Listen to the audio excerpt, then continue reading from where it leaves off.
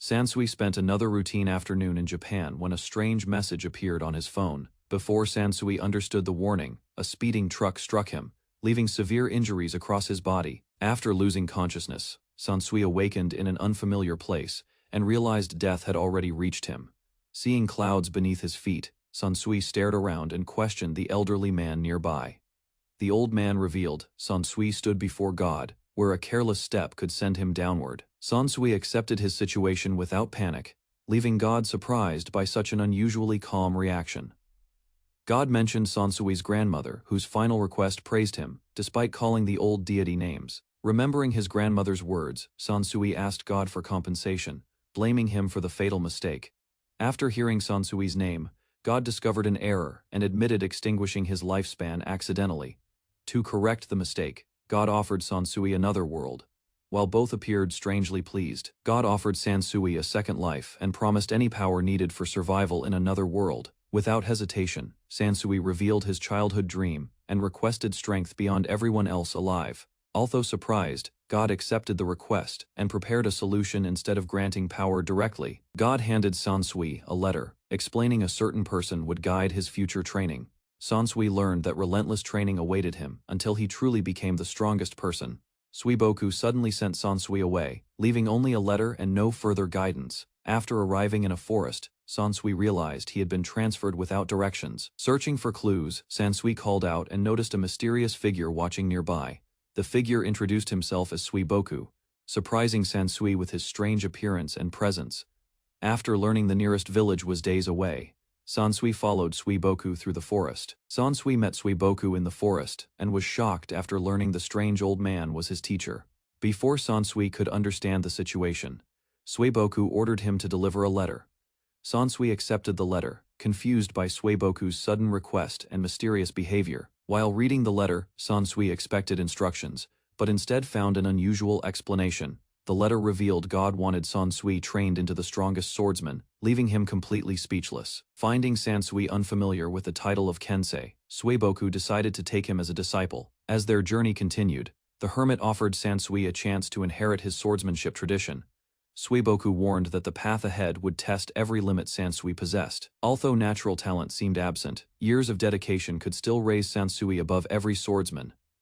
The promise sounded impossible when 500 years of training became the price for ultimate strength. Rather than showing concern, Suiboku dismissed the issue and claimed those centuries would pass fast. To Sansui's horror, Suiboku revealed he had trained for thousands of years and remained unsatisfied. Deep within the forest, Suiboku led Sansui to a small hut and declared their training could begin. After arriving exhausted, Sansui listened as Suiboku explained a movement technique that reduced physical weight. Seeing Sansui doubt himself again, the hermit assured him that mastery would come through practice. Without further explanation, Suiboku handed Sansui a wooden sword and introduced his first training tool. Instead of secret techniques, Sansui received a simple routine requiring endless swings from sunrise until sunset. Following Suiboku's instructions, Sansui gripped the wooden sword and began a training journey lasting centuries. Each morning brought endless practice swings, while every evening ended with sleep before another exhausting day. As the years passed, hardship lost its sting, and repetition became a natural part of life. Hunger troubled Sansui at first, yet Suiboku introduced unusual methods that reduced dependence on food. With no alternative available, Sansui devoted himself to training and absorbed every technique Suiboku taught. Years of practice changed Sansui, replacing his worn uniform with robes, resembling Suiboku's appearance. As countless seasons passed, individual days disappeared from memory until Sansui no longer noticed time. 500 years passed, yet Sansui still considered himself far below Suiboku's level. While reflecting on future growth, Sansui sensed an unfamiliar presence entering the forest for the first time.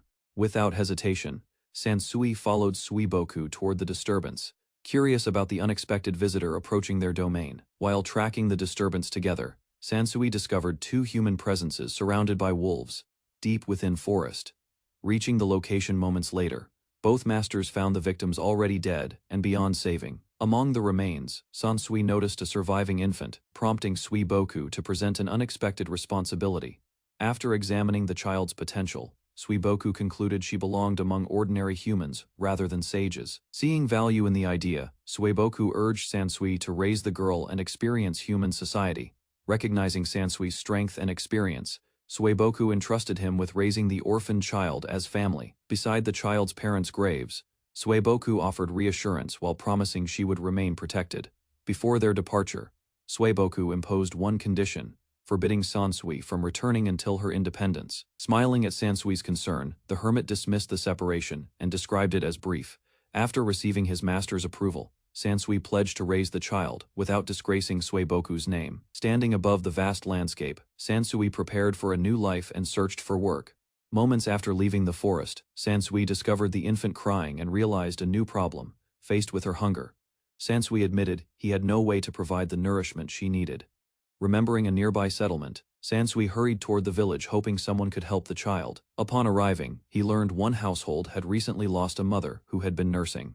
With no money or supplies available, Sansui honestly explained his situation and requested assistance. After hearing Sansui's request, a kind village woman agreed to feed the hungry infant herself. Relief washed over Sansui as the child finally drank milk and stopped crying for food. While caring for the infant, the woman explained that local opportunities were scarce for newcomers. Before sending them onward, she shared directions toward the capital and offered practical travel advice. Leaving the village behind, Sansui realized he understood almost nothing about the world beyond training. Sansui reflected on his new duty and the challenges of raising a child before they departed. The village woman gifted goat's milk, providing valuable supplies for the road ahead. Grateful for her generosity, Sansui offered heartfelt thanks and promised never to forget her kindness. Using light step, Sansui raced across the plains with the infant, while considering how to repay her. Passing a carriage at remarkable speed, Sansui accidentally startled nearby travelers and revealed unusual movement abilities. Suddenly, a young knight intercepted Sansui's path after sensing suspicious intent near the noble carriage. Mistaking Sansui for a reckless intruder, Brower accused him of disrespecting an important noble's convoy. Rather than arguing, Sansui offered an apology, hoping the misunderstanding could end without further trouble. Following Brower's instructions, Sansui approached the carriage and prepared to meet its passenger directly. Inside the carriage, a noble girl recognized the situation and requested that Brower apologize instead. Accepting responsibility for the misunderstanding, Sansui apologized and explained his isolated upbringing within the forest. Rather than continuing punishment, the noble girl delivered a stern warning about proper conduct and etiquette. After noticing the infant, she softened her stance and decided the matter required no further action. Curiosity soon replaced irritation, prompting the young noble to leave her carriage and approach Sansui. When Sansui introduced himself, his unfamiliar name caught the attention of both women. After noticing his unstable situation, Dewey offered Sansui a chance to earn work at her estate. A confident smile appeared across Dewey's face as she waited for Sansui's response to her proposal. Delighted by the unexpected opportunity, Sansui accepted, leaving Brower stunned by his enthusiasm. Introducing herself at last, Dewey hinted that she might soon become Sansui's employer and superior. Concerned by Dewey's decision, Brower questioned why someone of noble status would trust an unknown traveler.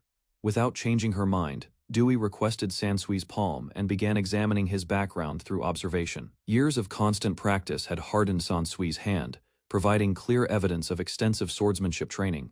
When discussing his age, Sansui revealed information that sounded unbelievable to ordinary people nearby. To Dewey's surprise, Sansui lacked magical essence, despite displaying abilities far beyond common standards.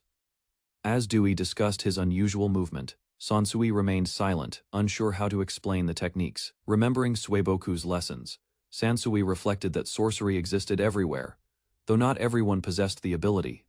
Dewey explained that most people could use sorcery, while a small minority lacked magical essence entirely. Comparing those explanations with his training, Sansui realized his sage arts likely belonged to another category. Despite Dewey's interest in his abilities, Sansui remained grateful for receiving an opportunity to work. Passing beneath the towering city gate, Sansui marveled at the capital's grandeur while holding the child. Brower observed that the sage admired ordinary structures more than Dewey herself, which seemed rather amusing. Dewey laughed, reasoning that such excitement was natural for someone visiting the capital initially. Having already informed her family beforehand, Dewey expected a warm reception upon reaching their residence today. Standing beside the carriage, Sansui felt amazed that this fantasy world appeared tangible after centuries. Arriving at Dewey Manor, Sansui watched servants greet their mistress, while wondering where he belonged.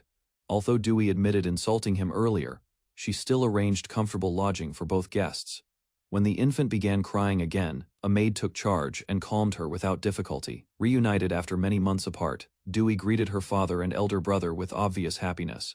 Hearing Dewey mention rare sorcery, the family patriarch released an intimidating aura that startled everyone nearby. Dewey's father and brother misunderstood Sansui's role beside her, viewing him as an unworthy escort. Before tensions escalated further, furious soldiers rushed forward, forcing Sansui to react despite wanting peace. Using instinctive sword skills, Sansui disarmed both attackers, then apologized politely for his sudden response. Shock spread across the family as Dewey realized Sansui possessed abilities far beyond ordinary expectations. Demanding explanations, her father questioned Sansui's identity, while Dewey prepared to reveal his unusual story. After witnessing Sansui's strength, Dewey's father admitted the baby's presence had prevented a far worse outcome. Standing within the mansion grounds, Sansui learned his employment test involved facing armed opponents without special treatment. Although suspicious about Sansui's abilities, Dewey's father accepted him and honored his daughter's earlier promise. Preparing for the dangerous examination, Sansui resolved to fight, despite suspecting the challenge concealed lethal intentions. After naming the baby Rain, Sansui learned her future depended entirely on succeeding. Meanwhile, Dewey's father and brother secretly instructed the armored knight to defeat Sansui without hesitation. Although everyone expected a fierce battle, the knight charged while Sansui remained calm and composed. With a single effortless strike, Sansui shattered the opponent's technique and ended the duel. Stunned by the outcome, the spectators watched silently, while Dewey admitted his simple fighting style seemed boring. Seeing the armored knight defeated, Dewey's family struggled to accept Sansui's overwhelming strength and precision. While Dewey admired his swordsmanship, her father worried Sansui might eventually win his daughter's affection. Attempting one final challenge, the stubborn patriarch attacked personally, only for Sansui to counter effortlessly. After watching another humiliating defeat, Dewey declared Sansui her escort, leaving both relatives speechless. Accepting the result with gratitude, Sansui thanked everyone politely while the household remained visibly stunned. Despite earlier worries, Sansui concluded Dewey was a trustworthy master and felt more comfortable serving her. Watching him, Dewey realized she could no longer dismiss Sansui as an ordinary countryside traveler. During a casual conversation, Sansui joked that sages could not burn, encouraging Dewey's curiosity. Taking his words, Dewey tested the claim with fire, only to witness Sansui remain unharmed. Although the incident left him uneasy, Sansui accepted Dewey's eccentric behavior and continued supporting her faithfully. After joking that sages could never drown beneath water, Sansui encouraged Dewey to test that claim. Dewey possessed enormous privilege and influence, allowing her selfish impulses free expression without meaningful consequences. Beyond the royal family, 4 noble houses dominated Arcana, while Dewey belonged to House Sopade. Her father led the family, and her older brother treated her with constant affection and admiration.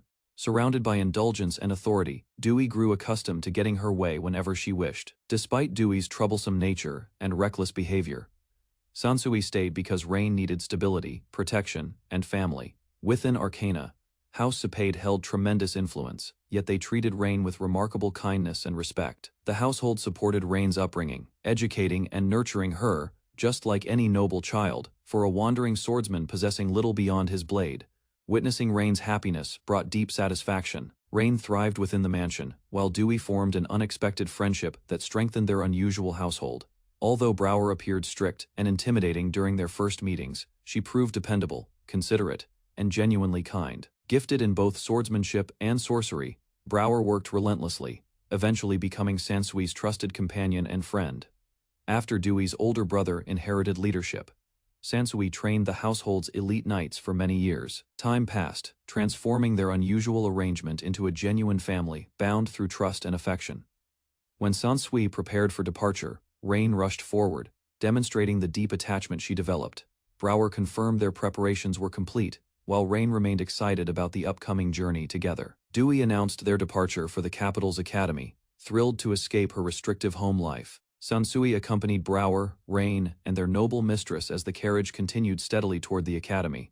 During the journey, Brower explained they needed another night on the road before reaching destination. After hearing reports about mountain thieves nearby, the mistress showed interest while Sansui remained unconcerned.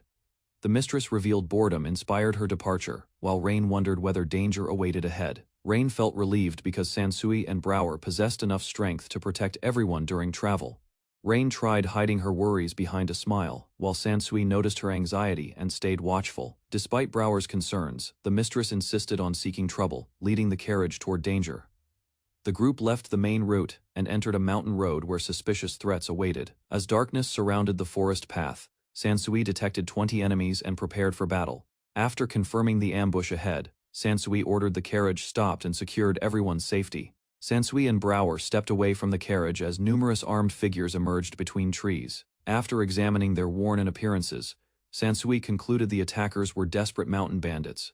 Brower challenged the bandits, demanding recognition for the Sopade family crest displayed upon their carriage. Declaring herself Dewey Sopade's loyal knight, Brower released powerful wind techniques and launched the opening attack. When the terrified bandits charged together despite warnings, Brower advanced fearlessly and prepared swift punishment. Brower soared using wind magic, leaving the shocked bandits convinced victory had become impossible, desperate to survive. Several bandits abandoned Brower and rushed toward the carriage, hoping to seize hostages. Stepping forward, Sansui introduced himself and prepared his sword while reckless attackers charged without caution, using refined energy techniques. Sansui struck instantly, leaving nearby bandits confused before collapsing from unseen wounds. As defeated enemies scattered across the road, Brower summoned powerful winds and completed the suppression. After defeating every bandit along the mountain road, Brower reported success while Rain praised both protectors. Although the battle ended, the mistress remained disappointed because the encounter failed to ease boredom. The carriage resumed its journey, and Rain felt relieved after learning Sansui and Brower secured everyone. By the following day, the group arrived at Royal Arcana Academy and admired its grandeur. Comparing the academy with the mistress's residence, Rain and Sansui shared different impressions of the institution. Watching their arrival from inside, the academy principal wondered how the visiting princess would behave. The principal welcomed the newcomers, while Dewey suggested a more prestigious title instead. Dewey greeted the academy principal, while the elderly woman preferred a simple title over honorifics. Treating the principal with unusual familiarity, Dewey requested guidance, surprising Sansui and amusing their host. The principal admitted her advanced age but explained that curiosity still filled her everyday life, interested in unusual techniques. The principal questioned Sansui about his rare mastery of sage arts. Hoping to inspire her students, the principal requested a public demonstration, leaving Sansui uncertain about agreeing. Sansui explained that light step and flash step enhanced movement, allowing rapid travel while carrying others. He demonstrated energy sword and energy discharge, revealing practical techniques refined through centuries of disciplined training. Although those abilities appeared simple, Sansui considered them difficult achievements earned after 500 years. The principal proposed presenting Sansui's techniques as part of Dewey's followers' demonstration before students. Realizing the discussion involved her, Dewey reacted awkwardly while Brower and Sansui watched in silence. Dewey accepted the principal's proposal, while Sansui expected the situation to develop exactly this way. The group entered the academy stadium, where several distinguished students gathered to observe upcoming demonstrations. Sansui learned that Happen Fei Baitrable belonged to another influential noble house equal in status to Sopade. Meeting again after many years, Happen Fei greeted Dewey before teasing her with familiar remarks. Watching their exchange, Sansui reflected that Dewey's competitive pride always pushed her beyond other nobles. After noticing several participants with unusual abilities, Sansui watched as the academy representatives approached the arena. Observing the Japanese student's appearance, Sansui suspected another reincarnated person had arrived within this world. The mysterious student possessed extraordinary talent, reportedly allowing him to use every form of sorcery. As spectators gathered throughout the stadium, Dewey and her companions prepared to watch the demonstrations. The principal introduced Sune Majan, a distant princess who invoked ancient royal power before everyone. Before the audience, Princess Sune invoked an ancient royal spirit and transformed into a massive divine lion. The spectators reacted with amazement as Sune revealed a secret sorcery inherited through generations of royalty. After completing her demonstration, Sune received enthusiastic praise from students impressed by the rare technique. The principal introduced Suga Sabe, explaining that her cursed sorcery altered objects touched by magical influence. Using her staff, Suga activated the inherited Sabi family technique and targeted the demonstration sword. Before the audience's eyes, the sword twisted into a strange shape, astonishing spectators throughout the arena. After receiving applause, Suga stepped aside modestly as the principal prepared the final demonstration. The principal announced Dewey's strongest follower, causing Sansui to realize attention would soon reach him. Confident in Sansui's strength, Dewey ordered him to defeat Saiga and prove their difference in status.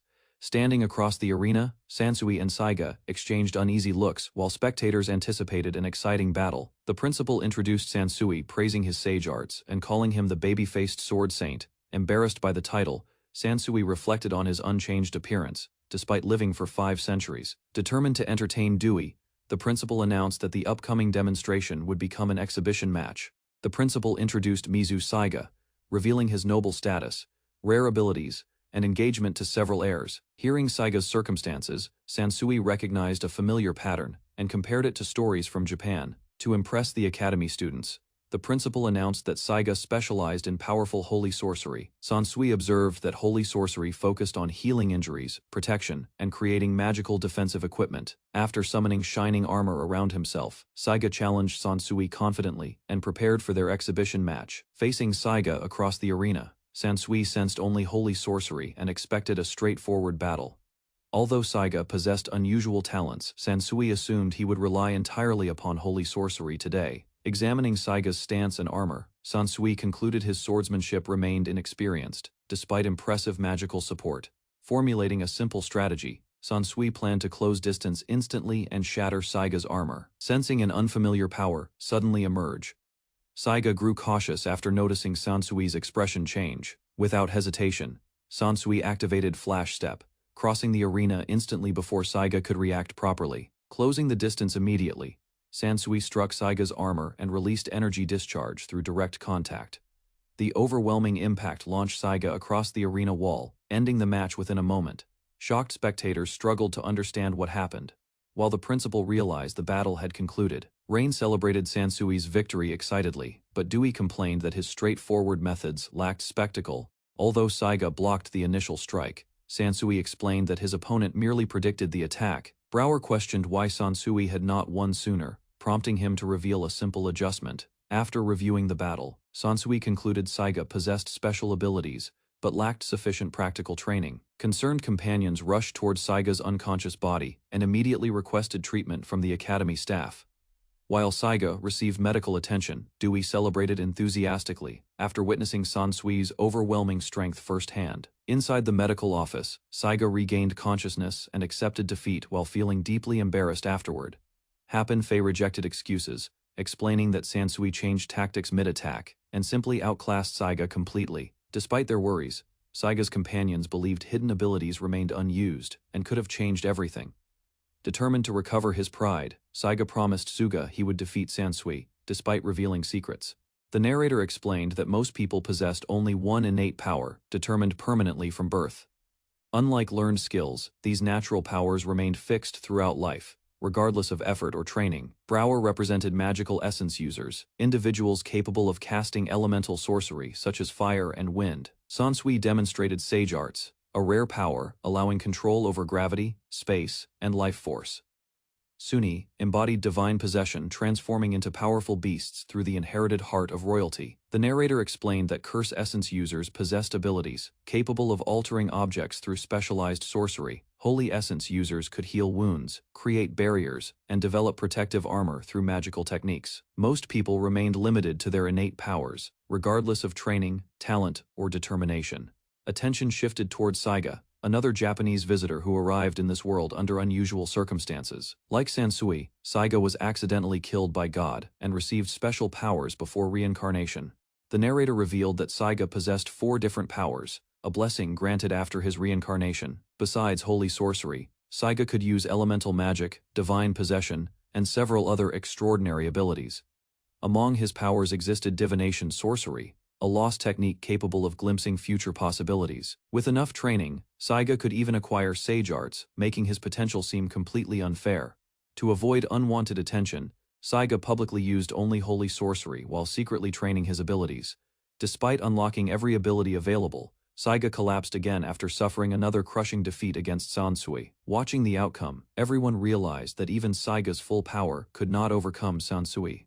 Sansui explained that Saiga challenged him immediately afterward, trusting too much in his extraordinary abilities. Using multiple powers together, Saiga enhanced his sword, armor, and body before launching aggressively. However, Sansui matched Saiga's movement perfectly, causing him to crash into his own sword.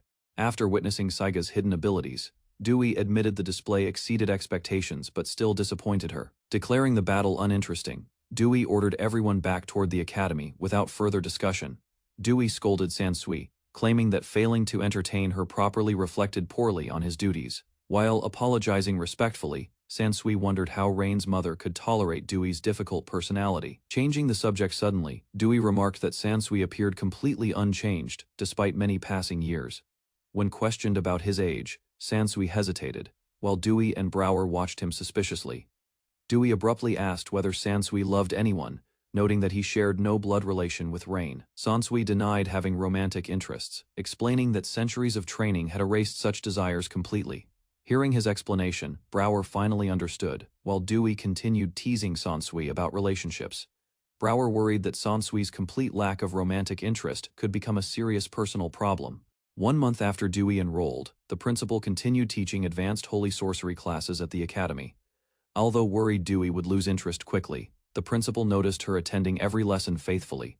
During class, the principal described a reckless researcher who created armor from fire and died. Expecting Dewey to learn caution from the story, the principal explained magical research failures carefully. Instead of learning restraint, Dewey laughed and concluded people should avoid testing dangerous sorcery personally. Dewey reflected that another change during her first month at the academy involved her personal relationships. She assumed Brower's growing romantic interest was simply part of reaching that age. However, Rain and Dewey teased Brower and Sansui together, creating an awkward situation for both of them. At a Dewey family mansion near the academy, Brower met Sansui in the hallway. Brower apologized for being distracted from her escort duties, while Sansui reassured her not to worry about it. After discussing, Sansui admitted that 5 centuries of sage training had changed his outlook. Hidden behind the doorway, Dewey and Rain overheard Brower, receiving Sansui's promise of protection and support. An abrupt warning interrupted the moment when Sansui sensed the current and former family heads approaching. Outside the mansion, a mounted force emerged from the distance, prompting Brower to identify the cavalry unit. Concern crossed Dewey's mind as she questioned whether the letter sent earlier had already reached them. Confused by Dewey's earlier actions, Sansui wondered what she had written before a frightened child noticed approaching riders. Seeing Rain's fear, Dewey remained calm and asked Sansui to handle the unexpected visitors outside. Before leaving, Brower entrusted Dewey's safety to Sansui, believing he could protect her if needed. Sansui mounted a horse and rode forward, recognizing another familiar figure among the cavalry. Instead of a formal greeting, Dewey's furious father rushed ahead and accused Sansui concerning his daughter. Ignoring the old man's overwhelming anger, Sansui remained calm while watching the furious charge approach. Before anyone could react, Sansui leaped forward and struck once, sending the attacker from his horse. After removing the unconscious man, Sansui apologized and explained that Dewey's actions caused the misunderstanding. Rather than arguing further, he encouraged the cavalry to rest before continuing toward Dewey's residence. Later, the group traveled by carriage, while Saiga examined Suga's staff during the journey. Inside the carriage, Saiga encouraged Akasax and renewed his determination, believing the legendary sword would support him. Suga complained about beastification being dismissed as fiction, while Rain eagerly asked to touch fluffy creatures. Caught off guard by the nickname, Suga hesitated before accepting Rain's request and calming down. During class, Rain shared stories about academy life, comparing her father with other people. Hearing Rain's praise, her friend admired Dewey's strength, while Rain declared that her father was amazing. While relaxing, Hapine questioned Rain's feelings for Saiga, wondering why she admired him. Without hesitation, Rain denied any romantic interest, while Saiga imagined future misunderstandings and possible trouble ahead. Brower explained that Hapine's fixation on Saiga resembled obsession, leaving Saiga concerned about her feelings. Nearby, Rain listened as others discussed love, then admitted she also hoped to experience it someday. Their conversation shifted toward Brower's appearance, prompting Rain to ask why she never dressed like Dewey. Smiling, Rain offered Brower a flower crown, encouraging her to try a different style once. Later, Rain described Dewey as strong, willed yet dependable, explaining how much she admired and respected her. Resting comfortably beside Dewey, Rain expressed deep affection, viewing her protector as an older sister figure. While traveling with Brower, Sansui encountered several knights, and their brief inspection ended without incident. Gathered within Dewey's residence, the group discussed growing threats, learning that hostile forces continued targeting her family. Following an unexpected examination, Brower and her father recognized Sansui's capability, Admitting he surpassed their assumptions, observing the situation, Sansui discovered the assembled knights had departed already, leaving little purpose behind. During the continuing meeting, Dewey's father addressed his daughter while Rain watched and absorbed everything. A letter's contents shocked Brower, as her father revealed a proposal linking her future with Sansui. While the family absorbed the announcement, Dewey confirmed the letter reflected her father's intentions. Attempting to address the matter, Brower suggested granting Sansui noble status before any marriage discussion. Rejecting that possibility, her father declared he would never approve a union between Brower and Sansui. After the conversation shifted direction, the elderly noble returned attention to the important issue raised within the letter. Hearing reports about Saiga's mastery of several sorcery disciplines, Dewey's father viewing him as a potential threat, Brower responded with confidence, explaining that Saiga's abilities still seemed inferior when compared against Sansui's strength. Rain declared Happany's betrothed stood no chance against the renowned sword saint. Rather than accepting the praise, Sansui humbly compared himself to Suiboku, considering his own achievements insignificant. The comparison stunned everyone, leaving Brower and Dewey's father wondering what kind of monster Suiboku truly was. Rain struggled to believe anyone could rival Sansui, while the others questioned the mysterious strength of Suiboku. Asked whether Saiga could inherit similar abilities, Sansui dismissed the idea and credited centuries of training instead. Growing tired of the discussion, Rain urged everyone to stop focusing on Happany's fiancé and move on. Embarrassed, Brower attempted changing the conversation, drawing confused attention from Sansui. Before anyone could continue, a strange presence approached the estate, causing concern throughout Dewey's household. A young woman arrived at the estate and greeted Dewey's family, drawing immediate attention from everyone present. Rather than exchanging pleasantries, Rain challenged the visitor's motives, suspecting she sought another confrontation with them. The newcomer revealed that Saiga had obtained the divine sword, shocking Dewey's father. To prove the claim, the sacred weapon released a brilliant light, leaving Sansui and the others stunned. The divine sword transformed into a cheerful girl named Ekesax, astonishing everyone at the estate. While explaining her origins, Ekesax revealed that God created her as the strongest sword in existence. Standing beside Ekesax, Saiga challenged Sansui again, boasting about his harsh training during the previous month. Neither Sansui nor Brower appeared impressed, questioning how a single month could change anything. Following Saiga's failed challenge, the Baitrable family gathered again, creating a tense atmosphere throughout the mansion. Feeling guilty, Brower apologized to her father for revealing Saiga's secret to Dewey. Instead of praising his effort, Brower's father criticized Saiga's greed and warned his talent might fade. Recognizing Saiga's desire for greater strength, the noble presented a small chest containing an unusual reward. To everyone's surprise, he handed Sansui a map, prompting curiosity about the destination marked upon it. The map revealed the resting place of Ekesax, a legendary divine sword hidden since ancient times. After hearing its history, the group learned the weapon once belonged to a swordsman. Staring at the marked location, Saiga imagined how much stronger he could become with that sword. Guided by the map, the party traveled through dense woods before discovering a dark cave entrance. Inside the cavern, a shining divine sword awaited upon a stone pedestal and sensed another challenger. When the divine sword questioned his resolve, Saiga declared he would protect someone important. Unimpressed by those words, the ancient weapon challenged Saiga to prove the depth of his conviction. Drawing upon his divine powers, Saiga accepted the trial and prepared himself for the sword's judgment. After demonstrating his determination, Saiga claimed the divine sword, earning cheers from his companions. Returning to the estate, Saiga stood before Sansui once more, ready to settle their rivalry. After Brower signaled the start, Saiga called upon Ekesax, while Sansui kept his wooden sword. Empowered by Ekesax, Saiga activated multiple divine techniques, increasing his offensive and defensive capabilities. Watching from the sidelines, Brower realized the divine sword had enhanced every aspect of Saiga's strength. Despite those improvements, Sansui remained composed, while Saiga's foresight allowed him to glimpse several seconds ahead. Relying on that advantage, Saiga unleashed a powerful attack, believing future sight would guarantee victory. Without drawing his sword, Sansui sidestepped using light step, causing Saiga's attack to miss. The failed assault left Saiga exposed, allowing Sansui to disarm him and seize the divine sword. Despite possessing remarkable power, Saiga lost because his limited experience made Sansui the worst possible opponent.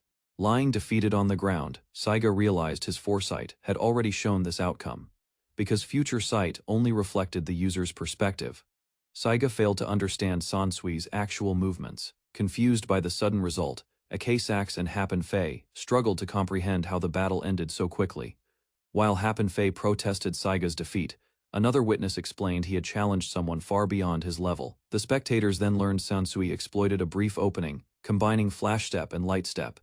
Dewey's father realized Sansui defeated the empowered Saiga with only a handful of movements. Although Saiga's future sight seemed extraordinary, Sansui's overwhelming skill left him unable to land a single strike. Before departing, Akasax recognized Sansui's connection to Suiboku and questioned him about his master. Hearing the exchange, Brower and her father grew confused, while Sansui described Suiboku as an acquaintance.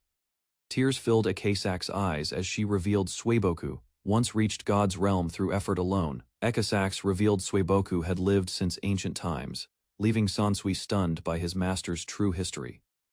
Still emotional from the revelation, Akasax explained those events occurred long before the kingdom's founding. Thinking about the story, Rain realized Suiboku was the very master who trained Sansui. Brower struggled to accept the possibility, arguing nobody from such a distant era could remain alive. Attempting a reasonable explanation, Dewey suggested the name Suiboku might have passed through generations instead. Unable to hold back her emotions, Akasax declared that Suiboku was not merely strong, but a true sage. Sansui apologized to Akasax before deciding he wanted to grow stronger through his own efforts. As Sansui walked away from the divine sword, Akasax begged him to stay and choose her. Overcome with sadness, Akasax continued crying, leaving the surrounding group confused by her reaction. The discussion ended with a surprising revelation that sages could live for thousands of years. Still overwhelmed by emotion, Akasax insisted Sansui reveal his connection to Suiboku. After a brief hesitation, Sansui admitted he was Suiboku's disciple, surprising Rain and the others nearby. Unsatisfied with that response, Akasax pressed further, forcing Sansui to answer her questions more seriously. When asked about his age, Sansui confessed he no longer remembered exactly how old he was. The gathering fell silent after Sansui revealed he had spent over 500 years training under Suiboku. An uncomfortable silence settled over the room as Rain admitted Sansui's revelations felt like a betrayal. Trying to calm tensions, Brower argued that Sansui never concealed the truth with malicious intentions. Brower explained their trust remained intact, though accepting such extraordinary claims without warning proved difficult. After discussing the matter, the family promised they would believe Sansui and listen carefully. Recognizing further secrecy served no purpose, Sansui decided to reveal everything about his past. Sansui revealed his entire past, including his former world, accidental death, divine encounter, centuries of training, and reign. He described God's request, Suiboku's teachings, and the harsh journey that shaped his swordsmanship. After hearing everything, Rain remained silent, her tightened grip revealing emotions she struggled to express openly. Although sounded impossible, Brower and Frother trusted Sansui, because his actions matched every word. Recognizing his honesty and accomplishments, they accepted his explanation and affirmed his title as Sword Saint Rain. Questioned whether Sansui had truly revealed everything, including his unusual training methods and limited techniques. Sansui insisted his explanation contained no lies, explaining that 5 centuries of practice produced only 4 skills. Happen Fei remained unconvinced, finding it impossible that someone could train for centuries yet learn so little. The discussion shifted, prompting Rain to ask whether ordinary people could imitate their abilities. Instead of continuing that topic, Rain asked why Sansui had chosen the name Rain for her. When Rain asked about her name, Sansui admitted he invented it, earning her furious disappointment. Later that evening, the conversation returned to Suiboku, whose 5 centuries of training impressed everyone present. Happen Fei explained that despite his age, Suiboku remained unusually young because sages possessed extraordinary longevity. Dewey recalled ancient Majin legends describing sages who could levitate mountains and command weather itself. To everyone's surprise, Happen Fei confirmed those legends were genuine, revealing that Suiboku accomplished such miracles. After learning about Suiboku's legendary achievements, Saiga felt embarrassed for boasting about only 1 month of training. Frother admitted her greatest curiosity concerned the reason a powerful sage had chosen to accompany Dewey. A silence settled across the room as everyone considered the revelations surrounding Sansui and Suiboku. Happen Fei asked whether Saiga intended to challenge Suiboku's disciple again, despite suffering such a decisive defeat. Before Saiga could answer, Happen Fei rejected the idea outright, shouting that another rematch was unacceptable. Clutching Sansui's hand, Rain pleaded with him to stop challenging Saiga before anyone suffered further harm, pointing to Saiga's previous defeats. She argued that losing 3 separate matches should have settled everything already. Unable to suppress her concerns, Rain demanded an explanation for Sansui's determination to continue. Attempting to respond, Sansui hesitated, but Happen Fei interrupted and explained the immense requirements for victory. Happen Fei stated that defeating Suiboku's disciple demanded mastery of numerous rare arts and decades of dedicated practice. Moved by concern rather than pride, Suga begged Saiga to stop challenging Sansui and avoid further pain. Later that night, Sansui reflected upon 5 centuries of training, staring quietly at his hardened hands. Several days after the duel, the mistress relaxed inside her campus residence, while Rain observed Sansui's lecture. Rain asked whether Sansui understood her anger, while admitting their blood relationship never caused genuine resentment. Instead, Rain remained upset because Sansui invented her name without thought. Despite repeated questions, Sansui offered a heartfelt apology, bowing deeply before Rain, who confessed genuine affection for her name. A sudden knock interrupted their conversation as Dewey arrived, asking permission to enter the room. Sansui admitted the defeat belonged entirely to him and accepted every consequence without protest. Hearing those words, Dewey could not hide her surprise, because Sansui never complained after previous losses. Although dissatisfaction remained visible on his face, he seemed prepared to stop pursuing further matches. Sansui acknowledged that his stubborn choices had created unnecessary trouble for everyone. With a questioning expression, Rain asked what goal he hoped to achieve through those repeated challenges. Sansui admitted he refused to accept defeat because surpassing Sansui mattered above everything. After hearing Rain's blunt criticism, he conceded she was correct and promised to change his mindset. Trying to lighten the mood, Sansui joked that Saiga's attack would have erased him completely upon impact. A thoughtful expression crossed Izuga's face as she reflected upon the Suiboku's legendary sword. Changing the discussion, Izuga revealed her complicated feelings regarding Suiboku's disciple, serving an ordinary person filled with curiosity.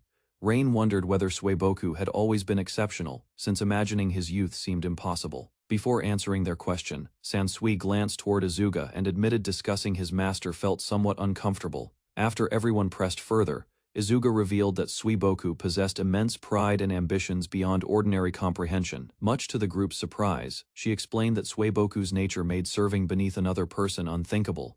Izuga claimed several nations faced destruction after provoking Suiboku's terrifying wrath. According to Izuga, Suiboku expressed his temper through disasters, causing volcanic eruptions and devastating entire regions. Sansui realized his master often committed outrageous acts that ordinary people could never imagine. Rather than judging Suiboku's past actions, Sansui decided Rain's happiness mattered far more to him. While examining a weathered stone, the travelers suspected it marked a grave and searched for clues. Interrupting their activity, a young swordsman warned that grave robbing remained unacceptable, regardless of intentions. Pointing toward the grave, the hooded men asked whether the person buried there was someone he knew. Recalling events from 5 years earlier, the swordsman explained that wolves killed a woman. When asked about the silver-haired child, he revealed that his disciple had taken responsibility for her. With some reassurance, he added that the girl was probably living safely among people beyond the forest. After the strangers departed, the swordsman felt relieved because discussion succeeded without violence or bloodshed. Turning his thoughts elsewhere, the swordsman began wondering how his disciple was managing after their separation. Princess Stendo Arcana reviewed a report about a mysterious man. Despite extensive searches, investigators found no clues about his identity. The investigation continued, but rumors spread endlessly across the kingdom. Stendo carefully examined every record, hoping to uncover facts. While reading the documents, Stendo discovered the man's name was Shirokuro Sansui, a swordsman said to have lived over 500 years. The information seemed unbelievable at first. However, reports describing Sansui's extraordinary strength made the claim appear increasingly credible. Stendo concluded the findings matched previous assumptions. Even if Sansui surpassed most warriors, Master Saiga remained a remarkably skilled swordsman. Stendo Arcana learned that Sansui already surpassed the royal guards. Realizing greater threats existed, she considered future preparations carefully, thinking about her kingdom's future. Stendo decided the royal family could not afford to fall behind powerful figures. She concluded that an exceptional guardian was necessary. The search required someone possessing both remarkable strength and natural talent. Stendo compared candidates in her mind. Few warriors seemed capable of approaching the level achieved by Sansui. After further consideration, she focused on the legendary lightning blade. Stendo believed only such a swordsman could compete. At Dewey Mansion, Sansui met Rain and her family. They discussed his age, comparing his appearance to the legend. Rain apologized for keeping silent earlier with the misunderstanding cleared. Attention shifted toward more important matters. The family reconsidered Brower's situation. Rain struggled with the idea of connecting her future to someone centuries older. Sansui calmly pointed out that his appearance would remain unchanged, even after many years had passed. Rain imagined several possible partners, and quickly became overwhelmed. Unable to reach a decision, she postponed the discussion. The discussion about Brower and Sansui's marriage continued briefly. However, the family agreed that more urgent matters required attention. Brower shifted her focus toward her own future. She hoped to find a powerful and respectable husband worthy of the Sopid family. Sansui quietly reflected on her expectations. Considering the strict standards of her relatives, he doubted anyone could satisfy them. Before the conversation could continue, loud knocks echoed through the mansion. A messenger arrived carrying news from the Caputo family. The visitor requested an audience with Lady Dewey Sopid. The unexpected arrival drew everyone's attention toward a new matter. The messenger presented an urgent sealed letter from House Caputo. The unexpected message immediately sparked curiosity throughout the room. Brower accepted the letter and learned it had been written hastily by Pallet Caputo under urgent circumstances. As everyone watched, Brower carefully opened the envelope. The message was addressed directly to Lady Dewey Sopid.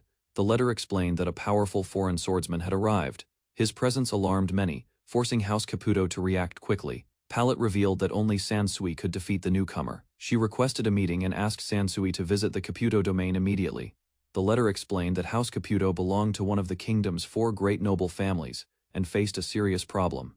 After hearing Pallet's warning, Brower questioned the messenger. Everyone recognized the situation as unusual and potentially dangerous. Curious about the foreign swordsman, Brower asked Sansui for details. She wanted to know his appearance, background, and character.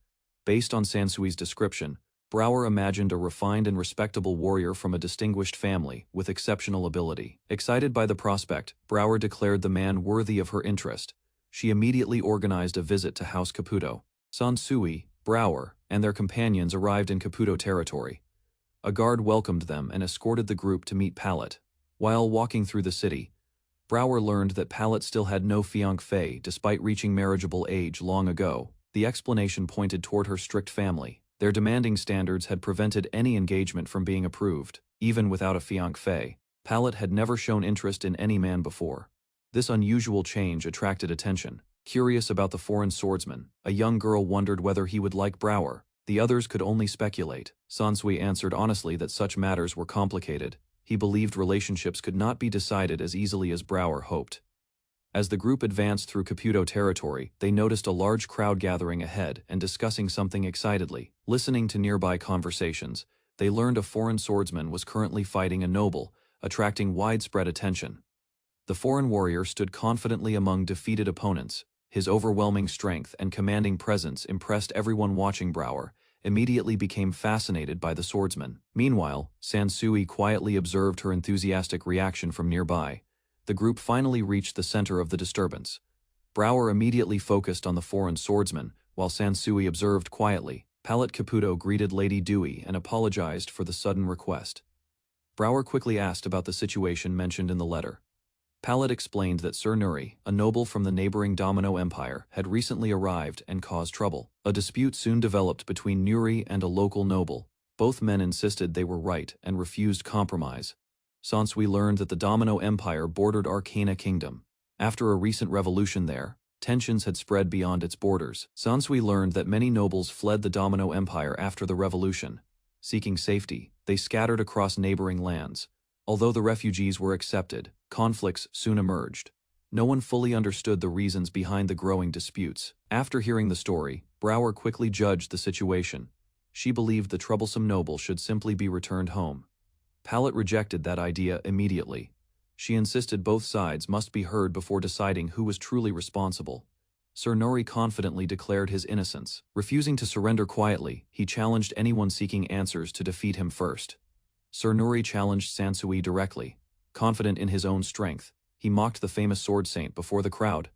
Pallet asked both men to avoid unnecessary injuries. Despite the tension, she hoped the confrontation would remain controlled. Sansui calmly accepted the challenge. Drawing his wooden sword, he reassured everyone while preparing to face the foreign noble. Nearby nobles doubted Sansui's chances. They believed an ordinary-looking young man could never match such a powerful warrior. The injured guards were carried away for treatment. Even after witnessing earlier defeats, many spectators still underestimated Sansui completely. As the duel approached, nearby nobles discussed possible outcomes. Most expected either Sansui or the foreign swordsman to fall. Sansui remained calm despite the speculation. He simply prepared himself, while the crowd eagerly awaited the confrontation. Before fighting, the two swordsmen exchanged introductions. Sansui politely gave his name, while Town proudly introduced himself. The moment Town stepped forward, his presence changed the atmosphere. Even experienced observers immediately recognized his extraordinary strength. Brower watched the scene with excitement. Impressed by Town's appearance and ability, she openly approved of the foreign swordsman. While waiting for the duel to begin, Brower remained unusually cheerful. The others noticed her growing interest in Town. The duel finally began. Town immediately unleashed a technique called the Dance of the Loyal Shadow, surprising the spectators. Moving at incredible speed, Town created multiple afterimages and launched attacks from different directions to confuse Sansui. Despite the complicated technique, Sansui calmly identified the real opponent. He countered each strike without losing composure. The exchange intensified as both swordsmen crossed blades repeatedly. Town was forced backward after Sansui broke through the attack. The crowd watched in amazement. While Town displayed remarkable skill, Sansui's precise responses proved why he remained legendary. As the battle continued, Sansui carefully analyzed Town's technique. He realized the afterimages were not true copies at all. After understanding the trick, Sansui concluded that Toon remained a highly skilled swordsman, even without that special ability. Watching from the sidelines, Rain estimated Toon's strength. She believed he was slightly stronger than Brower physically. Town praised Sansui's talent and admitted his long journey had been worthwhile. Few swordsmen had ever impressed him so much. Recognizing Sansui's ability, Town decided to reveal a hidden technique. He declared his opponent worthy of witnessing his secret skill. Town unveiled his ultimate technique. Numerous shadows appeared around him, creating far more copies than before and astonishing everyone. The dance of true shadows began. Multiple attackers rushed Sansui simultaneously, designed to overwhelm opponents faster than they could react. Rather than retreating, Sansui advanced through the assault. His precise movements allowed him to avoid every strike cleanly. Town anticipated that response. Certain that Sansui had entered his trap, he prepared the final stage of the technique, confident in his strategy. Town launched another attack from above. He believed victory was finally within his reach. Certain of victory, Town launched the final strike himself. He moved to finish the battle with a decisive attack. To Toon's shock, Sansui suddenly released his wooden sword. The unexpected action completely disrupted the planned assault. Before anyone understood what happened, Sansui stepped inside Toon's guard and seized control of the situation instantly. The spectators stared in confusion. Even Brower and Rain struggled to determine whether the duel had already ended. Sansui calmly declared the match finished. Town immediately accepted defeat, admitting he had failed to pressure Sansui at all. Pallet and Brower congratulated Sansui on his victory. The crowd admired the duel, calling it an impressive display of skill. Rain reflected on the battle carefully. She realized Sansui had predicted Town's actions long before the decisive moment arrived. Town openly acknowledged his defeat. Impressed by Sansui's insight, he admitted that his techniques had been completely understood. Sansui explained how he anticipated the attack pattern. By identifying the likely options, he prepared the perfect counter beforehand. After accepting the outcome, Town thanked Pallet for the opportunity. He then agreed to participate in a formal trial. After the duel, Town agreed to cooperate. He declared that it was now his turn to answer the requests made of him. Pallet immediately asked whether the local noble would also accept a formal trial. The gathered crowd waited anxiously, unable to refuse after Town's decision. The noble reluctantly agreed.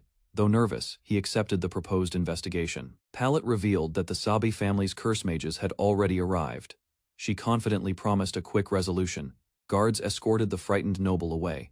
Meanwhile, Brower eagerly volunteered to observe the proceedings, despite his protests. Brower invited Sansui to join them but left the choice to him. She believed the unusual case might interest Rain. Brower walked through town with Rain. Nearby residents discussed Sansui's recent duel, while Rain listened curiously to their rumors. The townspeople said Sansui had won. As Brower and Rain passed, they wondered why the famous sword saint looked so ordinary. Rain glanced at Brower and asked whether her mistress might marry the swordsman. Brower was surprised by the question. After thinking carefully, Brower admitted the possibility existed. though the decision depended on several people and future circumstances. Remembering the duel's outcome, Rain concluded Sansui seemed impressive after all, since her mistress had praised him highly. Caught off guard, Brower froze when Rain suddenly wondered whether she would someday fall in love with Sansui. With surprising seriousness, Rain explained that Brower marrying Sansui might prevent her from staying close to him. Memories of serving her mistress since childhood surfaced in Brower's mind as she struggled to understand her feelings. After reflecting on the matter, one realization became clear to Brower: no other man had ever entered her thoughts. Satisfied with Brower's answer, Rain encouraged her to express those feelings, and the two continued walking together happily. Back at the Caputo mansion, Rain eagerly waited for Sansui's return, while Brower expected the others to arrive soon. The quiet atmosphere ended when the door opened. Sansui and the group returned, drawing everyone's attention immediately. Although tired from recent events, Sansui appeared unharmed. Meanwhile, Rain excitedly praised the unusual curse sorcery used during the investigation. Once everyone gathered around the table, the investigation's results were revealed, and the hidden truth finally came to light. According to the findings, a man named Nuri had secretly been planning to target and abduct a common girl. As the discussion continued, the visiting noble admitted that a simple disagreement had escalated into an unnecessary conflict. Meanwhile, Rain could not hide her amusement, finding Nuri's reaction unforgettable once his own lies exposed him. To clarify the matter, the priestess explained that curse sorcery was regularly used to uncover false testimony during trials. Lowering his pride, the noble accepted responsibility for the trouble he had caused, and regretted refusing to explain himself. Before the atmosphere could grow heavier, Miss Pallet stepped forward and insisted that she also shared blame for the misunderstanding, rather than feeling troubled. The guests viewed the incident positively, believing the trial had revealed the truth exactly as intended. Listening from nearby, Rain became increasingly impressed by Sansui, admiring not only his strength, but also his character. After witnessing Sansui's swordsmanship firsthand, the visiting noble found himself captivated by the sword saint's extraordinary skill. Without hesitation, he rose from his seat, knelt respectfully before Sansui, and earnestly requested to become his disciple. Caught completely off guard, Sansui tried to refuse the praise, while Rain excitedly welcomed the unexpected development. Introducing himself as Town Majin, the young noble eagerly renewed his request, leaving everyone at the table attentive. A sudden question from the priestess shifted the conversation when she asked whether the name Sunai held special meaning. Surprise crossed Town's face as he revealed Sunai was his younger sister, catching Rain's attention immediately. The calm atmosphere vanished at once when Town learned Sunai was already engaged, prompting an outraged reaction. Concerned by the misunderstanding, the priestess offered a formal apology for involving his family through the investigation.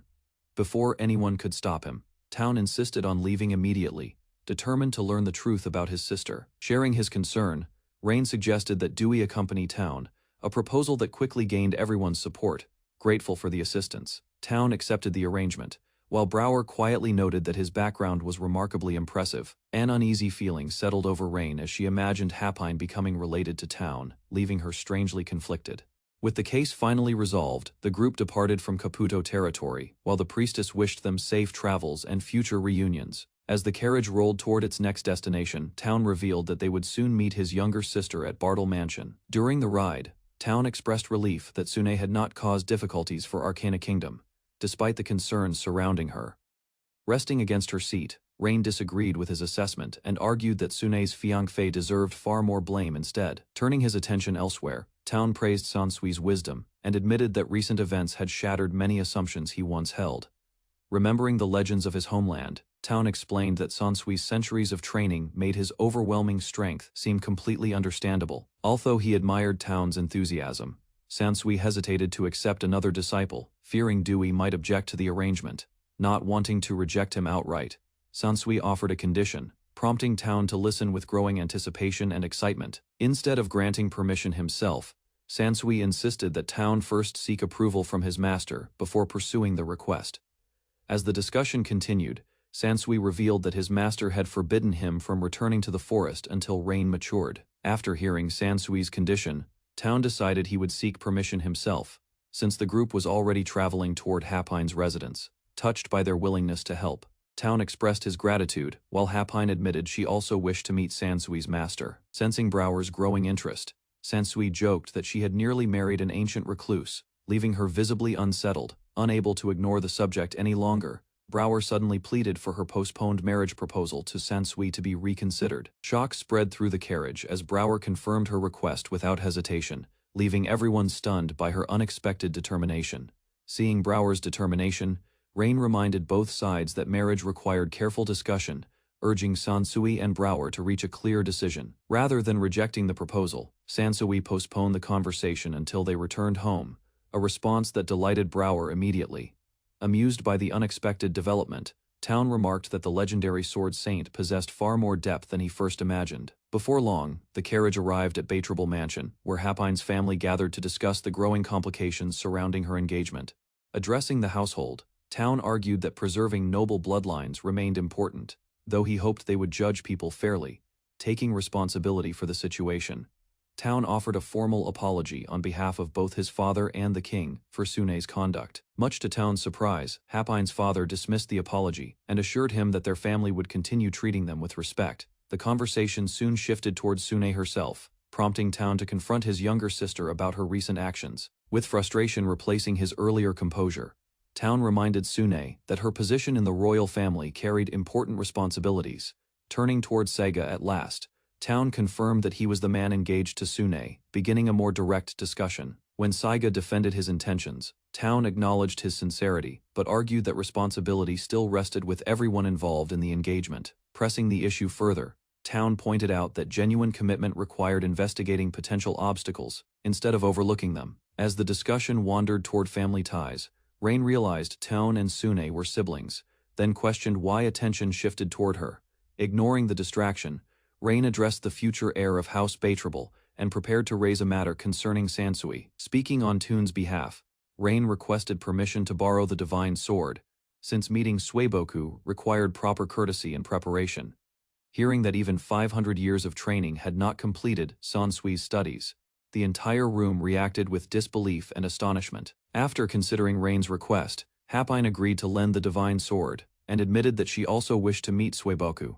Encouraged by the opportunity, Saiga volunteered to join the journey as well, hoping to meet the legendary master personally. Not wanting to miss such a rare chance, Sune asked to accompany the group despite her lingering uncertainty. As more volunteers stepped forward, concerns arose about overwhelming Suiboku with visitors, though Sansui doubted his master would object. After settling the travel plans, Rain declared that everything would work out, while Sansui prepared for the journey ahead. Left alone with his thoughts, Sansui remembered Brower's proposal and realized they still had not resolved the matter. Meanwhile, Rain told Brower that she could finally discuss the wedding with Suiboku, leaving her completely overwhelmed, caught between excitement and confusion.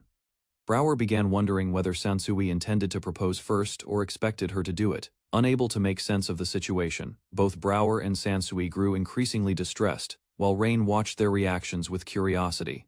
After returning to Dewey's mansion, Sansui and Brower met alone as arranged, yet neither could gather the courage to speak. Just as Sansui attempted to start the conversation, Brower interrupted him, only to regret her impulsive action. While Brower struggled with embarrassment, Sansui reflected that this was his first meaningful relationship since arriving in this world. Searching desperately for the right words, Brower rejected several ideas and convinced herself that a proper confession required elegance. Unable to endure the awkward silence any longer, Brower demanded that Sansui take responsibility, leaving him completely bewildered by her request. While Rain watched from the hallway with disappointment, the awkward meeting ended without romance, and the group prepared for departure. The following morning, Sansui calmly announced that he and Brower had decided to marry after discussing the matter together. Shock spread across the gathering at the sudden announcement, while Brower refused to explain the embarrassing details behind it. Accepting their decision without objection, Rain encouraged everyone to focus on the upcoming visit to Suiboku instead. Upon reaching the forest near Arcana Kingdom's border, Sansui prepared to reunite with his master and deliver greetings. While traveling deeper into the forest, the group congratulated Brower on her engagement, leaving her embarrassed by the sudden attention. After thanking everyone for their support, Brower turned the conversation towards Suiboku and wondered how they would locate him. Concerned by the uncertainty ahead, Hapine questioned whether Suiboku would even appear, recalling how he had abandoned her before. Before anyone could respond, a familiar voice emerged from the forest and revealed that a case axe had never needed his power. Stepping into view at last, Suiboku admitted that shame had kept him away, since he never wanted Hapine witnessing his decline. Meeting Happine again after many years, Suiboku revealed that his youthful appearance resulted from finally achieving the status of a true sage. Overcome with emotion, Happine embraced her former master, while Suiboku quietly reflected on everything that had happened since then. Looking proudly at Sansui Brower and Rain, Suiboku praised his disciples' accomplishments and admired the family he had built. Hearing such praise, Rain questioned whether Suiboku might actually surpass Sansu, prompting him to laugh at the comparison. Before discussing anything else, Suiboku turned his attention toward Rain, suggesting that an important matter required attention first. To everyone's amazement, Suiboku demonstrated extraordinary movement techniques, transporting the entire group at once without touching any of them. When asked about his improvement, Suiboku explained that years of training after parting from Ikesax had greatly refined his abilities, leading Rain to a simple grave. Suiboku revealed that it belonged to the woman who had protected her years ago. After Rain paid her respects, Suiboku returned to an earlier topic and invited the group to discuss the meaning of strength. Rather than defining strength as absolute power, Suiboku explained that the concept carried different meanings depending on each person's goal. Asked to define his ideal of strength, Suiboku explained that Sansui already embodied the qualities respected by everyone around him. Curious about the answer, Saiga requested a clearer explanation, prompting Suiboku to describe the traits that truly mattered. Rather than focusing on victory alone, Suiboku emphasized that a skilled swordsman must control outcomes and achieve exactly what he intends. Using Sansui as an example, Suiboku praised his awareness, preparation, discipline, and constant effort to improve through thoughtful training. Beyond swordsmanship itself, Suiboku taught that true strength required gratitude, humility, diligence, and a healthy attitude toward competition. Reflecting on the meaning of strength, Suiboku encouraged everyone to pursue their own ideals and pass their knowledge to future generations. Using Sansui as an example, he explained that protecting others and teaching accumulated wisdom represented a worthy path for a swordsman. Inspired by those words, Saiga asked whether becoming Sansui's disciple could help him reach the strength he sought. Instead of giving a complicated answer, Suiboku praised Saiga's character and suggested that his mindset already pointed him forward. As the discussion continued, Suiboku recalled a recent visitor at the grave, introducing a story connected to a missing child. Rain wondered whether questioning those strangers might have uncovered useful information, but Suiboku explained he had concealed nothing from them. As the discussion deepened, Brower realized the searchers were pursuing the baby who had disappeared 5 years earlier. After connecting the clues, Rain suspected the situation involved the Domino Empire, leaving her deeply troubled by the implication. Back at Caputo Mansion, Stendo Arcana met with Palette and received troubling news about Domino's military gathering near the border. Although the movement appeared threatening, Palette believed the army's demands for Nuri and other exiled nobles were merely excuses. Further investigation revealed that Domino's new leaders possessed 4 divine treasures and likely intended to invade neighboring lands for resources. Hearing that report, Stendo immediately recognized Ungaikyu, a treasure capable of duplicating tools and equipment on a massive scale.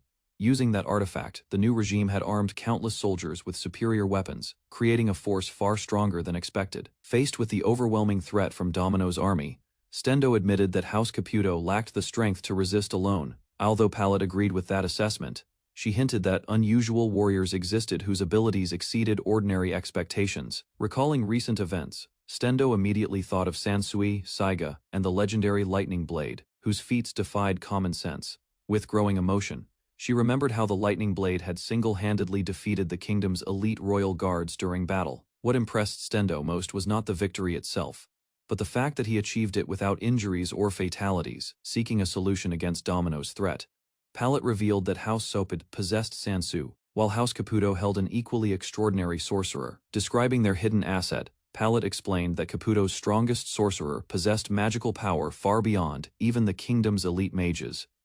Stendo listened in astonishment as Palette claimed that this sorcerer could wield every elemental discipline and devastate entire nations alone. Attention then shifted toward Kyubei Shuzu, the infamous wound-riddled fool, who served as House Caputo's ultimate magical weapon. Receiving news of the approaching conflict, Kyubei accepted the challenge and prepared himself to become House Caputo's decisive trump card. Knowing the coming battle could claim countless lives, House Caputo's leader entrusted Kyubei with a responsibility carrying enormous consequences. Rather than hesitating under the pressure, Kyubei accepted the mission enthusiastically and promised to work harder than anyone else. His carefree confidence failed to reassure the surrounding soldiers, who worried that a single mistake could endanger the entire city. Despite admitting that complicated matters confused him, Kyubey vowed to do everything possible to protect House Caputo from harm. Encouraged by his determination, the soldiers placed their faith in him as the head of House Caputo prepared to issue orders. Standing atop Caputo's walls, Kyubey received a simple command to eliminate every invader threatening the territory and its people. Without hesitation or concern, Kyubey cheerfully accepted the order, treating the dangerous mission as an opportunity to prove himself. Gathering immense magical energy above his hands, he condensed a massive sphere of fire that dwarfed the surrounding fortifications.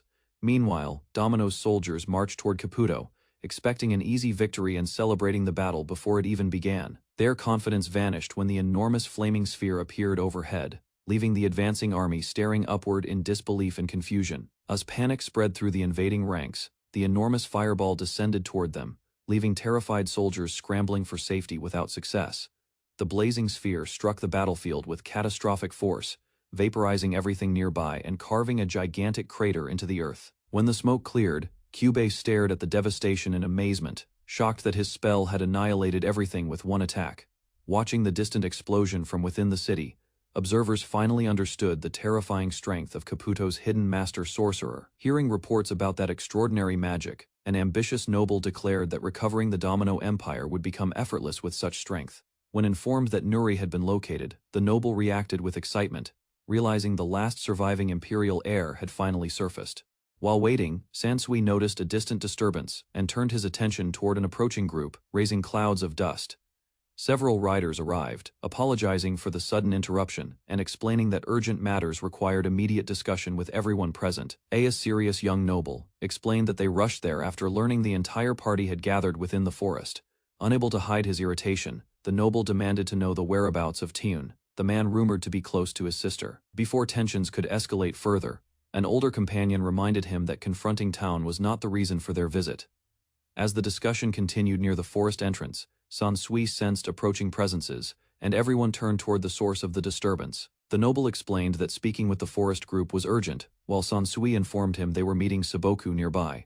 Almost as if timed perfectly, Sansui noted that the meeting had just concluded, and the group emerged from the trees. Dewey and the others froze in surprise upon seeing the unexpected visitors, while Happine immediately recognized her elder brother among them. With a bright smile and courteous manners, Town introduced himself as Sune's older brother and greeted Dewey with respect. The moment Town introduced himself, Dewey lost his composure and screamed in outrage, stunning everyone gathered around the forest.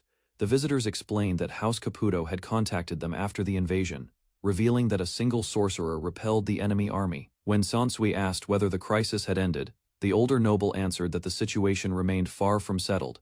Dewey warned that House Caputo's overwhelming magical strength might encourage the royal family to pursue dangerous political ambitions and conflict. Sansui concluded that the royal family could attempt to use both the powerful sorcerer and himself as leverage against war. Sune criticized the royal family for holding grudges against Sansui, arguing that old resentment continued influencing their political decisions. After hearing the explanation, Sansui and his companions finally understood the deeper history behind the royal family's hostility toward him. The visitors announced their immediate departure for Caputo territory and urged everyone present to accompany them without unnecessary delay. Happine agreed that discussing discipleship could wait, deciding that traveling to Caputo first was the most sensible choice.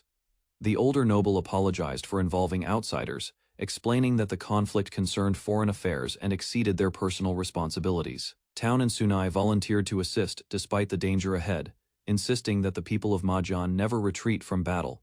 Sansui suspected that Town would continue traveling with their group, while Happine secretly imagined plans to secure his engagement. Sansui pointed out that forcing marriage without mutual consent would only create misery, regardless of how strongly someone desired it.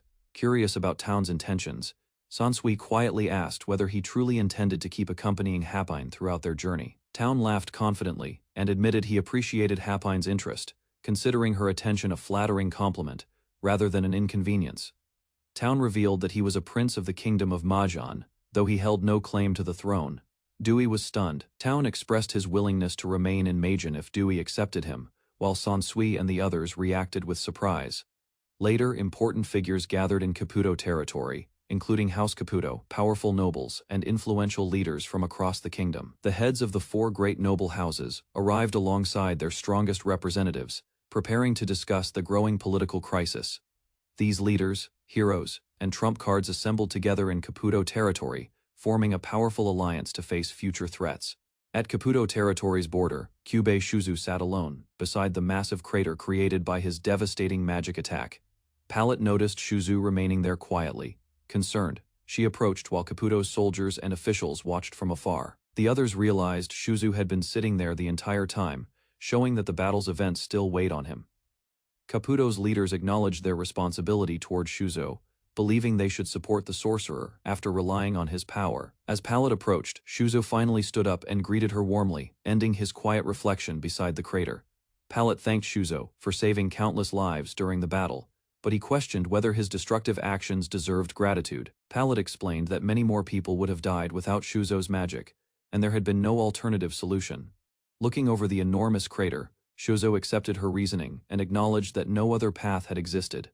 Shuzo then asked whether the war would finally end now that the invading army had been stopped. Palette answered that ending the conflict remained their responsibility, and the group soon departed to continue their mission.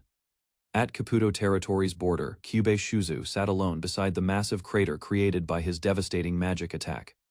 Palette noticed Shuzu remaining there, quietly. Concerned, she approached while Caputo's soldiers and officials watched from afar. The others realized Shuzu had been sitting there the entire time, showing that the battle's events still weighed on him. Caputo's leaders acknowledged their responsibility toward Shuzu, believing they should support the sorcerer after relying on his power. As Palette approached, Shuzu finally stood up and greeted her warmly, ending his quiet reflection beside the crater. Inside the carriage, Town reassured Rain that she belonged among his people, easing her worries, while the others listened quietly. Hearing those words, the Sopid siblings treated their actions as ordinary duty, showing little concern for praise or recognition. Meanwhile, Dewey boldly promised that neither Domino's rulers nor Arcana's royal family would be allowed to threaten Rain. An awkward silence followed, as Town and Rain noticed Dewey's unusually intense behavior, leaving the surrounding group somewhat puzzled. Later, while the convoy advanced across the countryside, Town faced questions about marrying Dewey, surprising everyone traveling beside him. Town explained that Dewey's strong attachment came from sibling affection, while Saiga's future introduction to Mujin's ruler remained important. Meanwhile, Rain warned that both Dewey and the previous family head cared deeply for Dewey, creating difficult expectations for Town. Offering his opinion, the Meijin prince praised Sansui's courage and responsibility, though he doubted the household would accept Town. In contrast, Rain believed ability mattered more than origin, pointing out that Sansui already trusted capable companions from abroad. Ending the discussion, the former noble leader redirected everyone toward New Domino's situation, placing political concerns above personal matters. During the carriage discussion, Rain questioned the noble's strategy, while Arcana's representative insisted the four great houses must cooperate. Rather than agreeing immediately, Sansui asked why everyone worked so hard to prevent war despite New Domino launching the invasion. Explaining his view, Sansui argued that Arcana had little reason to retaliate harshly because New Domino remained weak. Across the disputed lands, the group considered how New Domino possessed territory but lacked wealth, influence, and stability. Kyubei then reminded everyone that a single powerful sorcerer had already crushed the invading army, making further conflict unnecessary. Beyond battlefield victories, occupying vast territory demanded countless soldiers, while food, equipment, and supplies would still depend upon Arcana. After hearing the explanation, Sansui realized pursuing war for prestige alone would ignore Arcana's practical interests and future stability. According to Arcana's representative, ordinary citizens and frontline soldiers would suffer most, making restraint necessary despite political tensions. Reflecting on the discussion, Sansui finally understood that leadership required considering long-term consequences rather than focusing only on immediate victories. Arcana Kingdom, founded 3 centuries earlier, stood as an enduring nation whose traditions and institutions survived generations of conflict and change. Within Arcana, 4 great noble houses possessed influence comparable to the royal family and had supported the throne since ancient times. Among those houses, Baitrable and Sopade earned recognition through military achievements, leadership, and their long service protecting Arcana's interests. Meanwhile, House Caputo became renowned for producing exceptional healers, with each generation contributing skilled supporters to the kingdom. Completing the 4 houses, Dicia gained prominence through commerce and early contributions that helped establish the royal family's authority. To balance power among the nobles, the royal family granted territory and authority to each great house, creating 5 major domains. Although the arrangement appeared fair, the king directly controlled only one territory, limiting royal influence across the kingdom. During emergencies, cooperation among the 5 families strengthened the nation, yet this system also restricted the king's freedom. As evidence of noble power, House Sapid challenged the royal family after Sansui defeated the elite royal guards. Beyond the noble houses, Arcana possessed 4 heroic trump cards and several divine treasures, though the royal family lacked direct control. Despite distrusting each other, both the royal family and the 4 noble houses worried about growing influence that threatened Arcana's balance. Inside Caputo Mansion, discussions turned toward the royal family's desire to secure a powerful trump card for themselves. Stendo informed her father that House Caputo could not act against Fushi Yukio under the current circumstances. Meanwhile, King Arcana reflected on Fushi Yukio, the leader who overthrew the Domino Empire and established New Domino's government. Because Yukio possessed several divine treasures and immense influence, the royal family struggled to find a comparable champion. Determined to strengthen the crown's position, Stendo proposed using the ongoing war as an opportunity to secure greater advantages for Arcana. Given Arcana's overwhelming superiority after the invasion failed, she believed New Domino would accept most demands without serious resistance. King Arcana acknowledged the advantage, but doubted Fushi Yukio would willingly surrender the divine treasures under his control. Rather than seeking compromise, Stendo suggested continuing military pressure to gain leverage, though such plans lacked support from the noble houses. Unwilling to abandon her strategy, she recommended accepting defecting nobles and providing food aid to increase Arcana's influence. Stendo rejected providing relief to New Domino, arguing that rewarding recent invaders could damage Arcana's reputation and strengthen Yukio's position. Although her proposal faced difficulties, Stendo continued searching for alternatives, determined to secure advantages for Arcana through the conflict. Before further decisions were made, a guard announced that Nuri, a defected Domino noble, requested an urgent audience. Questioned about admitting him, the guard explained that Nuri claimed his visit concerned the Sword Saint's daughter. Hearing that connection, Stendo immediately changed her attitude and ordered the guards to allow the visitor inside. Nuri respectfully greeted King Arcana and Princess Stendo, before revealing that he possessed important information regarding Shirokuro Sansui's daughter. Without wasting time, Stendo urged him to continue, prompting Nuri to explain the collapse of the Domino Empire. According to Nuri, rebels captured the emperor and his allies, establishing a new government that now controlled Domino. He then revealed that 6 years earlier, an imperial succession conflict resulted in many royal family members losing their lives. During that turmoil, a child carrying imperial blood vanished alongside her wet nurse, leaving her whereabouts unknown for years. While searching for the missing imperial child, Nuri's men followed clues to a forest and encountered a young boy connected to Sansui. From the boy's account, the wet nurse had died years earlier, leaving the imperial child under a trusted disciple's protection. Rain immediately recognized the description, confirming the child was Dewey, whose silver hair matched the former emperor's bloodline. King Arcana accepted the conclusion and acknowledged that Lightning Blade's daughter was indeed a surviving member of Domino's imperial family. Convinced Dewey could restore the Domino Empire, Nuri eagerly requested Arcana's support and proposed gathering allies behind the surviving heir. Rather than accepting the claim immediately, Arcana's rulers questioned the evidence and demanded stronger proof confirming Dewey's imperial heritage. Rain then recalled that Dainsleif remained in Yukio's possession, recognizing the divine treasure as valuable evidence supporting Nuri's story. After hearing that revelation, King Arcana acknowledged the possibility and began taking Nuri's claims much more seriously. Determined to verify everything properly, the king arranged a meeting with all 4 noble houses and invited Nuri to speak. Sansui learned that each noble house possessed a powerful trump card. Several summoned Japanese had become important figures within them. While traveling with Rain, Sansui discovered that Caputo and Dacia also relied on people summoned from Japan. The 4 noble houses arranged a gathering before meeting King Arcana. They intended to renew alliances and strengthen cooperation.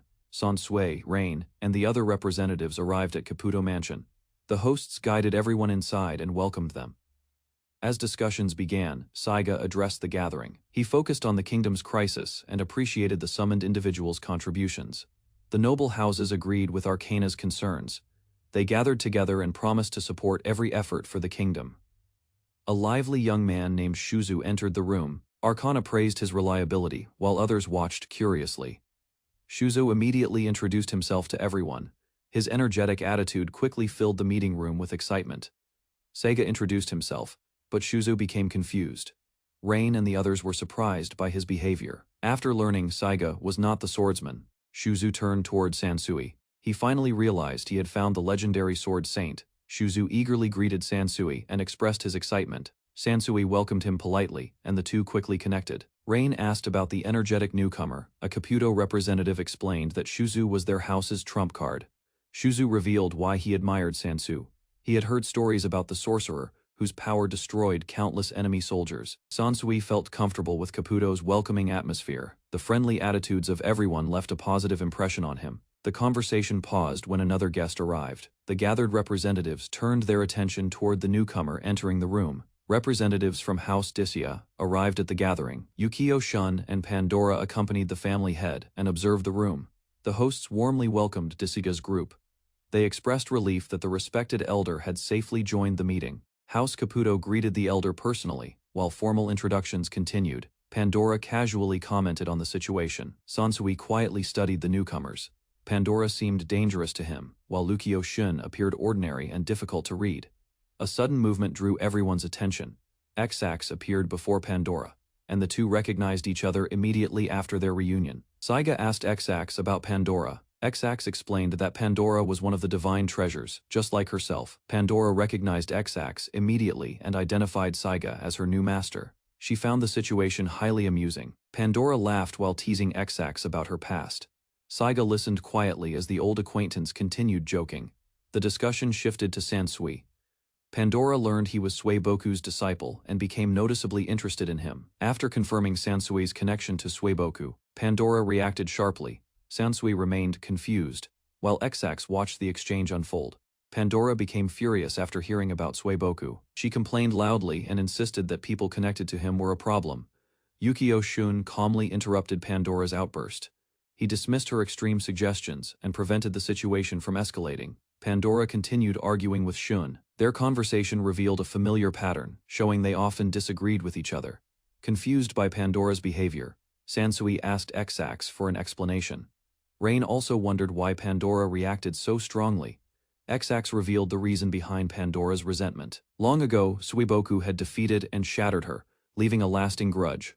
Akrill Dacia suddenly arrived at the gathering. She boldly introduced herself as the future head of House Dacia. The room fell silent as Akrill rushed forward. Her unusual behavior immediately surprised both allies and relatives. Rain and Xax recognized Akrill at once. They warned Saiga that managing her would not be easy. The older nobles sighed at Akrill's actions. Despite their concerns, they admitted she always answered when needed. Shuzu watched the scene unfold and felt relieved. Seeing Akrill's personality convinced him he was fortunate not to belong to House Dacia. King Arcana gathered the leaders of the four great houses. Together they discussed how to respond to Domino's new government. Arcana began by praising House Caputo's achievements.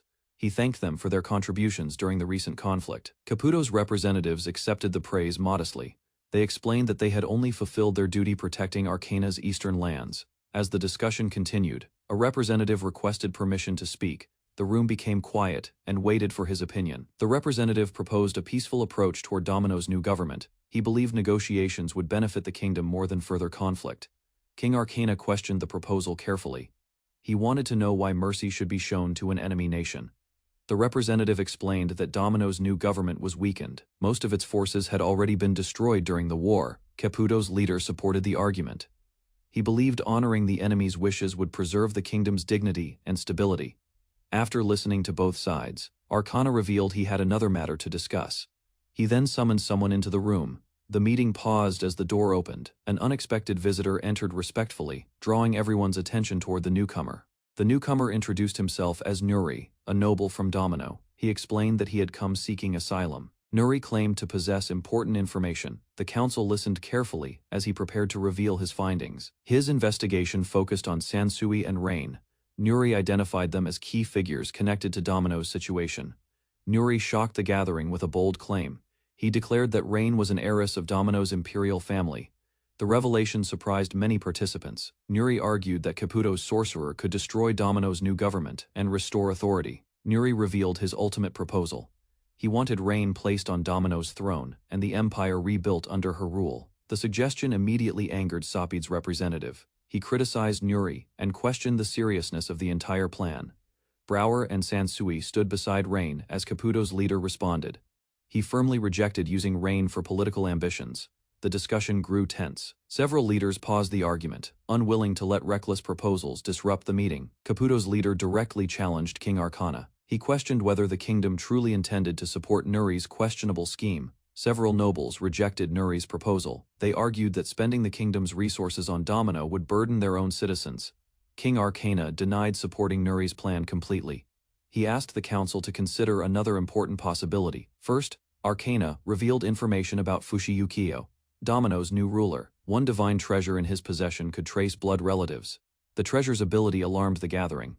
Caputo's leader realized it could identify anyone connected to the imperial family. Rain quietly confirmed the claim. If she truly carried imperial blood, Fushiyukiyo would eventually discover her existence. Arcana explained the kingdom's position carefully. He believed peace offered the best outcome and would spare Rain greater burdens. The king proposed improving relations with Domino's new government. He hoped cooperation would prevent future conflicts between both nations. Nuri protested the decision, but Arcana ended the discussion. Having heard enough, he ordered the nobleman to leave. After Nuri's departure, silence returned to the chamber. Arcana prepared to address the council's remaining concerns. The king shifted the meeting's focus. He began discussing the divine treasures currently possessed by Fushiyukiyo and Domino. Arcana explained the powers of two divine treasures. Vajra controlled the weather, while Ungaikiyu could duplicate crafted objects. He then described two more dangerous treasures. Elixir altered fate to prevent death, while Daneslave tracked blood relatives. Among Domino's treasures, Arcana considered Elixir and Daneslave the greatest threats. Their abilities created serious strategic problems. Caputo's leader pointed out a troubling reality. As long as Daneslave existed, Rain could always be located. The council also feared Elixir's power. Its protection made defeating Domino's leadership nearly impossible, even for overwhelming warriors. Caputo's leader warned of another consequence. If Rain truly carried imperial blood, she could become a lifelong target, determined to protect her. Caputo's leader reaffirmed his promise. He refused to ignore any threat against Sansui and Rain. Some nobles worried about the kingdom's response. Negotiating with Yukio might appear weak and upset many citizens. Arcana explained the purpose of the meeting. He wanted the great houses united to protect the kingdom's future. While King Arcana met with the noble leaders, the others spent their time away from the political discussions. Sansui, Rain, Saiga, and several companions gathered at Shozu's home. Shozu happily welcomed the unexpected crowd. Curious about Xax and Pandora, Shuzu asked why both divine treasures seemed connected by a strange curse. Shuzu explained his own magical problem. His power often activated by itself and accidentally destroyed parts of his house.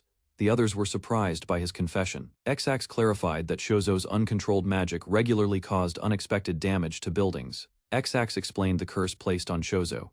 It restricted his magic and prevented his uncontrolled power from causing disasters. Shuzo accepted the arrangement happily. Although inconvenient, it protected both him and everyone living nearby. Looking at his isolated home, Shuzo showed no regrets. Despite the circumstances, he still considered it his home.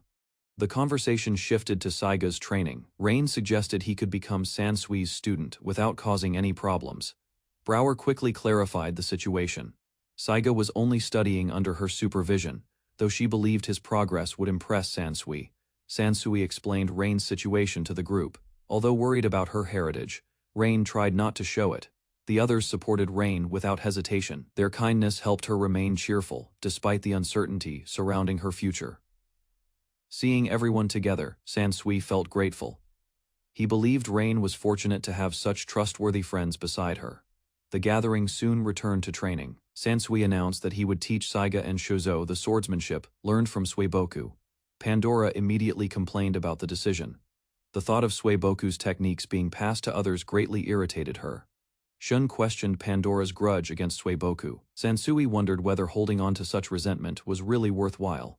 Pandora immediately rejected the suggestion. She insisted her feelings had nothing to do with an ordinary personal grudge. When Rain asked for the real reason, Pandora explained that Suiboku's overwhelming perfection frustrated her more than anything. Pandora continued complaining about Suiboku's strength and immortality. Shun listened calmly while dismissing her dramatic conclusions. Despite her complaints, Pandora openly admired Shun. Her attention shifted completely, leaving Sansui bewildered by the sudden change. Lacking any special gift, Saiga believed swordsmanship offered the most reliable path for his growth and future battles. Rather than praising his dedication, Sansui challenged his assumptions, and pointed out several vulnerable targets often ignored in training. Practical combat, he explained, rarely followed formal rules. Unexpected methods could become valuable when survival was at stake. Watching from nearby, Rain quickly understood the lesson. Saiga's greatest weakness was not talent, but his rigid thinking freedom of choice defined true swordsmanship. According to Sansui, limiting oneself to fixed ideas only narrowed one's potential. Rather than worrying about talent, Sansui encouraged Saiga to keep improving. Every skilled swordsman had once been a beginner.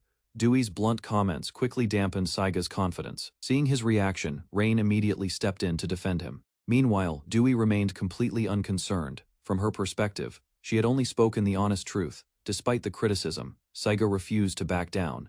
Encouragement from the others helped him regain his determination. With the discussion finally settled, Sansui prepared to begin the lesson.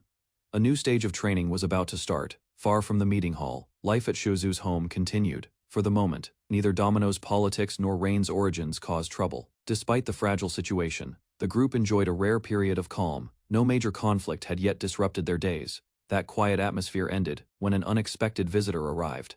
Recognizing the nobleman at once, Sansui excused himself and stepped forward. Standing before the newcomer, he understood the purpose behind the visit. The matter concerned an enemy he was expected to face. Meanwhile, deep within Domino's territory, another figure studied the situation. Surrounded by mysterious treasures, he prepared his next move. Inside Domino territory, Yukio Shun analyzed the situation. The presence of a powerful sorcerer in Arcana threatened his plans. Frustration soon replaced his calm attitude. What began as a simple contest had been disrupted by unexpected interference. Rising from his seat, Yukio Shun expressed open irritation. He viewed the obstacle before him as an insult to everything he had arranged. Even so, he refused to accept defeat. Watching the treasures nearby, he reminded himself that the game was far from finished. Elsewhere, Rain and the others remained determined as well. No matter what challenges awaited them, each resolved to keep fighting. Confidence returned to Yukio Shun as he looked toward the future. He intended to keep moving forward with his plans. Sansui arrived at a gathering and met an elderly noble. The noble recognized the baby-faced sword saint and welcomed him warmly. Nearby, several important guests gathered under the pavilion. Rain and others watched carefully, while the noble prepared to explain matters. A young man confidently believed he could persuade everyone. Seeing Sansui among the youths, he remained unconcerned. A woman boasted about her abilities and expected an easy success. Before she acted, Sansui appeared and questioned her presence. The noble revealed Rain's true heritage. He explained that Rain was a descendant of the Emperor of Domino. A young noblewoman stepped forward and formally requested support for Rain. She wished Rain to become the next empress. Sansui calmly responded that Rain had already secured a stable position within House Sopid and needed nothing further. The elderly noble insisted that Rain possessed the rare opportunity to ascend the throne and achieve greater influence. Rain listened quietly as promises of a brilliant future were presented. Another guest questioned whether such guarantees were trustworthy. The noble continued praising the position of empress. Before he could finish, Sansui and the others remained unconvinced. The noble described the Domino Empire's monarchy. He claimed that as empress, Rain could command the entire nation. He continued praising imperial authority, insisting an empress's decisions were absolute, and disobedience would face severe punishment. Mizu and a priestess criticized his reasoning. They argued that selfish ambition had already harmed many people before. Another guest revealed that the proposal for Rain to become empress had already been rejected by the king. Refusing to give up, the noble defended cooperation with the self-proclaimed new government and questioned whether opposing them truly benefited the country. The noble addressed everyone present. He claimed they were responsible for securing the Arcana Kingdom's future and prosperity. Mizu Saiga agreed that they were future leaders. However, he emphasized respecting the decisions of the king and current rulers. Several guests praised Mizu's response. Meanwhile, others grew tired of the noble's persistent attempts to push his agenda. Sensing an opportunity, a representative from House Dacia approached the noble and offered cooperation for his cause. The offer came with conditions. House Dacia proposed selling military support for a fair price, turning the discussion into a business deal. Shun sat quietly while the discussion continued. The noble tried drawing Sansui, Mizu Saiga, and Town into the argument. Shun showed no interest in debating further. He dismissed the noble's words and refused to waste more time, remaining calm. Shun suggested ending the matter quickly. He believed the noble lacked the ability to change anything. Frustrated by constant opposition, the noble finally lost his patience. He declared the discussion over and abandoned diplomacy. As tensions faded, a young woman rushed toward Shun. She happily embraced him and praised his composed attitude throughout the confrontation. After the argument ended, Shun brushed off the praise. The cheerful woman admired his honesty and straightforward attitude. The woman continued complimenting Shun. She believed his willingness to speak openly made him different from the others. Dewey noticed Rain had followed the discussion closely. Rain quietly observed the adults and their conflicting opinions. A younger girl hesitated and wondered whether the confrontation had truly produced the best outcome for everyone involved. The woman explained that the kingdom had already chosen its course. As the gathering dispersed, attention shifted toward Yukio and his next decision. After the meeting, the group discussed the imperial succession. They believed even the royal family would reject an obvious fool. Attention shifted to Elixir and his companions. Confident in their strength, some believed their presence would keep matters stable. Town fell silent and began thinking deeply. Noticing his expression, Mizusaiga asked whether something was troubling him. Town admitted a question had been bothering him. As a prince, he could not ignore the situation surrounding Rain. Remembering Elixir's past actions, Town wondered about his true motives. He questioned whether Elixir genuinely sought Rain or something greater.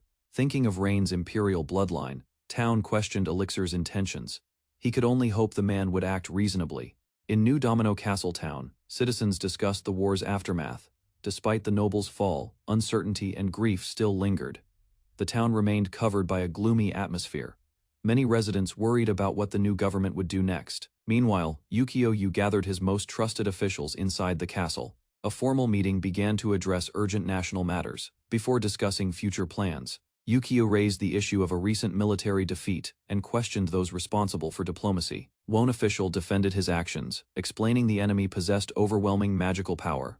After hearing the explanation, Yukio acknowledged his point. During the meeting, an official defended himself by claiming his contributions were essential to the rebellion and new government. Yukio rejected the excuse. He declared that the official would bear responsibility for the disastrous military failure. Remaining calm, Yukio ordered a public judgment. He announced that the people would hear the charges and decide the verdict. The terrified official immediately begged for mercy. Unmoved, Yukio ordered the guards to take him away. As soldiers dragged the man from the chamber, he desperately pleaded for another chance. Yukio silently watched him leave. After removing the official, Yukio shifted the meeting's focus. He declared that a far more important issue remained. Yukio questioned the council's strategy. He could not understand why they sought peace immediately after a single defeat. Ignoring the shocked reactions, Yukio proposed sending gifts and treasures to Arcana.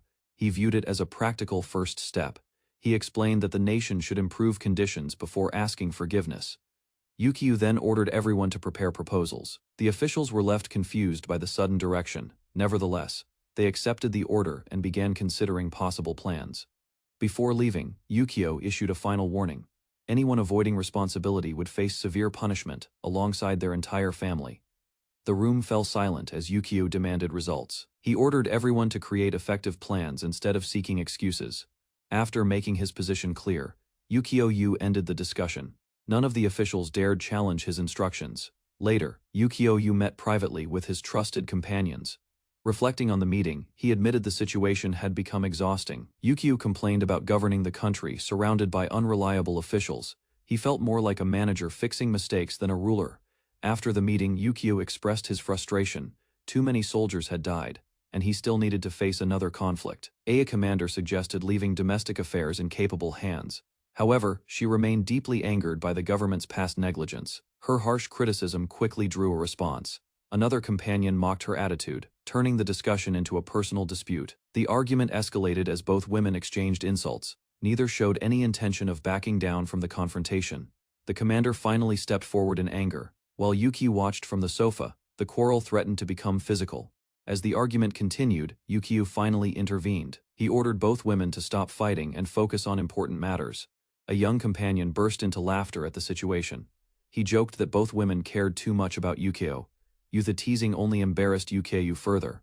While denying the claim, he struggled to hide his discomfort. Before the discussion could restart, the commander urged everyone to calm down and put their emotions aside. The young companion reminded the group of their mission. With Yukio preparing to enter enemy territory, cooperation had become more important than personal disputes. After calming down, the two women exchanged one final remark. Both reluctantly acknowledged Elixir's role in stopping their argument. Elixir laughed proudly at the outcome. Yukio, however, wished he had ended the quarrel much earlier. The conversation turned serious again. Elixir reminded Yukio that he still had important goals left to achieve. Yukio agreed without hesitation. He had no intention of sacrificing himself before fulfilling the responsibilities he carried. A painful memory resurfaced in Yukio's mind. Remembering a massacred town and countless innocent deaths, he renewed his vow to destroy the emperor responsible, no matter the cost. In Caputo territory, the kingdom prepared for approaching visitors. Seeing the massive scar, the king expected their arrival. The king believed the destruction would discourage further resistance. He hoped the enemy would abandon thoughts of continuing the conflict. Aya's subordinate agreed, but the king remained focused on protecting national interests above royal pride or reputation. As a carriage approached the castle gates, the king considered his next response. He intended to judge the visitors. The king decided to end the war if possible. However, should the visitors prove dishonest, he planned to demand reparations and send them away. Yukio and his companions arrived at the Caputo mansion. After entering the estate, they were escorted to a guest room. While the visitors settled in, hidden figures quietly took positions throughout the mansion. Elsewhere, an elderly noble awaited reports. The noble received confirmation that preparations were proceeding as planned. Hired thugs were already moving toward their destination. A scout delivered another update. Besides the sorcerer, Rain and several important companions were gathered in the same location. The report continued as the group relaxed inside the building, with Sansui, Mizu Saiga, Rain, and others together. The situation drew increasing attention. The noble expanded his plan and deployed elite agents. Although Rain was not the target, he ordered them to keep her unharmed. Aya's subordinate reported that the heirs of the 4 great noble houses were also present at the location. Without hesitation, the noble ordered their deaths. As long as Rain survived, he considered every other sacrifice acceptable. He acknowledged that eliminating the sorcerer and the heirs together would make the rebels disappear. Confident in his scheme, the noble imagined a brighter future for himself. He believed capturing Rain would escalate the war and secure his rise to power. The noble remained convinced of his plan. He believed the king and the 4 great noble houses would eventually regret opposing him. Imagining their future surrender amused him. He looked forward to the day they admitted his proposal had been correct. Before acting, he asked about the noble heir's escorts. He wanted to know exactly what forces protected them. The scout reported that Rain's adoptive father, Sansui, was present. Alongside him stood Pandora's wielder and only a few companions. For the first time, the noble hesitated. Hearing Sansui's name, he realized the operation might become far more dangerous than expected. The noble finalized his strategy, believing Sansui and the sorcerer could be overwhelmed by numbers. He ordered the attack to begin. Certain of victory, the noble celebrated in advance. He intended to continue the war until every rebel had been eliminated. Following his orders, several assassins infiltrated the mansion. Their mission was simple: capture the target and avoid unnecessary killing. The attackers struck without warning, but Yukio reacted immediately. Drawing his weapon, he intercepted the assassination attempt before it succeeded. Yukio swiftly overwhelmed the assassin and shattered his weapon. With complete confidence, he dismissed the attack as far too amateurish. A young noble confidently prepared an ambush inside the mansion. Believing victory was certain, he confronted his target without hesitation. The target reacted instantly and struck a large mirror above. Countless stored vases tumbled down, burying the attackers beneath chaos. Laughing at the failed trap, the noble rushed forward through the corridor. The attackers were left incapacitated under debris. Elsewhere, Dewey watched the situation unfold. She realized the trap had failed too quickly and suspected hidden forces. Brower and Dewey analyzed the incident carefully. They concluded the attack seemed organized, likely connected to a faction opposing peace. Rain reported that their master had finally found excitement after being targeted. She viewed the attack as unexpected good fortune. The pursued noble laughed while carrying his weapon. Although amused by the assassination attempt, he continued moving through the mansion. Dewey and Brower complained about his reckless attitude before they could continue. Another hidden attacker launched a sudden magical strike. The noble ignored the pursuit and advanced. More assassins appeared behind him, but he treated them as an annoyance. The attackers rushed together, believing they had cornered him. However, the confident noble remained calm as the confrontation reached its climax. After defeating several opponents, Sansui moved through the corridor. Ahead of him, 2 rebels noticed his presence and quickly reacted. From the far end of the hallway, Eke, Sax appeared in full armor. Watching his arrival, the rebels regained confidence in their mission. The beast warrior unleashed a powerful light barrier. In moments, the glowing wall surrounded Sansui. Leaping into the enclosed space, Eke, Sax launched a swift attack. Confusion spread among the rebels when his blade struck one of their own. Just before the assault could land, the barrier disappeared. A rebel lost balance, while Sansui stood unharmed behind them. The light barrier crumbled around Sansui as he stepped forward. Nearby, Sax swung his weapon exactly as anticipated. Seeing the attack fail, Sansui turned his attention elsewhere. A hidden cheat holder caught his notice, prompting a direct challenge. Rather than siding with the rebels, the young man declared loyalty to the Arcana Kingdom. Meanwhile, armed villagers gathered beneath the night sky. Outside a small shack, Sansui watched over the area while several women rested nearby. The quiet evening remained undisturbed. That peaceful moment soon ended when a group of armed prowlers approached the shack. After hearing the report, Sansui prepared to deal with the threat. The mistress ordered the complete execution of every intruder. Faced with the brutal command, Sansui considered how to proceed. Faced with a harsh execution order, Sansui considered the situation while armed prowlers continued approaching the isolated shack.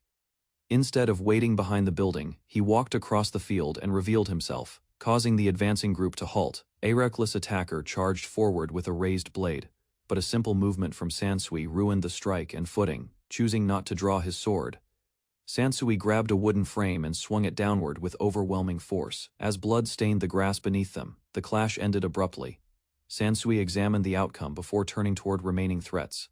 Shock spread through the group. One furious prowler rushed forward and demanded an explanation from Sansui. Before the man could react, Sansui swung his blade and struck him down. Examining the weapon afterward, he found it poorly maintained. Another damaged sword caught his attention.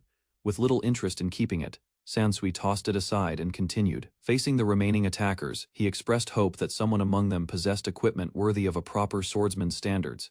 At last, a serviceable weapon appeared among the crowd. After disarming its owner with ease, Sansui claimed the sword for himself. Another attacker lunged toward Sansui with a sword raised high, yet the strike missed and left the man exposed. Disappointed by the weapon surrounding him, Sansui tossed aside another poor blade. Enraged, the prowlers charged together before he could search further. Their advance ended almost when Sansui cut down another opponent. He doubted the battle would last much longer. A bright flash erupted across the distant field, while the clash continued near the shack. Watching from afar, Dewey noticed a pattern. Rather than relying on magic or special techniques, Sansui targeted precise gaps between bones. Each strike aimed directly at an opponent's neck. While observing the battle, one woman recalled Sansui touching his neck earlier. The strange gesture seemed far more meaningful. Drawing from that memory, House Sapid explained that Sansui had examined his own neck structure. Understanding weak points allowed precise strikes, questioning his unusual freedom. Another woman wondered why House Sapid trusted him so completely. Nearby, frightened prowlers continued facing Sansui. In response, House Sapid revealed that Sansui had protected Rain before. That act earned a level of trust beyond duty. Comparing the situation to ordinary retainers, she explained that loyalty could not be forced. Sansui remained because of personal conviction. While discussing Sansui's loyalty, House Sapid declared that anyone threatening Rain would face execution. The statement reminded Akril of something. House Sapid revealed Desia's greatest asset, Shun Ukiyo. According to her, his talent appeared once every 10,000 years. Even the legendary Suiboku failed to impress her by comparison. In House Sapid's eyes, Shun possessed far greater potential. Elsewhere, several followers rushed across the field to secure Rain's safety.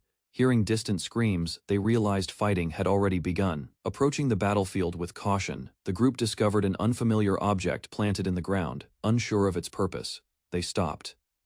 The deeper they ventured into the field, the more rods appeared around them. Unease spread as the pattern became impossible to ignore. Waiting beneath the moonlight at the center of the formation stood Shun Ukiyo. With a smile, he greeted the newcomers.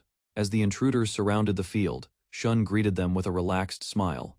Suddenly, a mysterious woman appeared beside him. Startled by the unexpected arrival, several followers suspected Shun had already activated Pandora.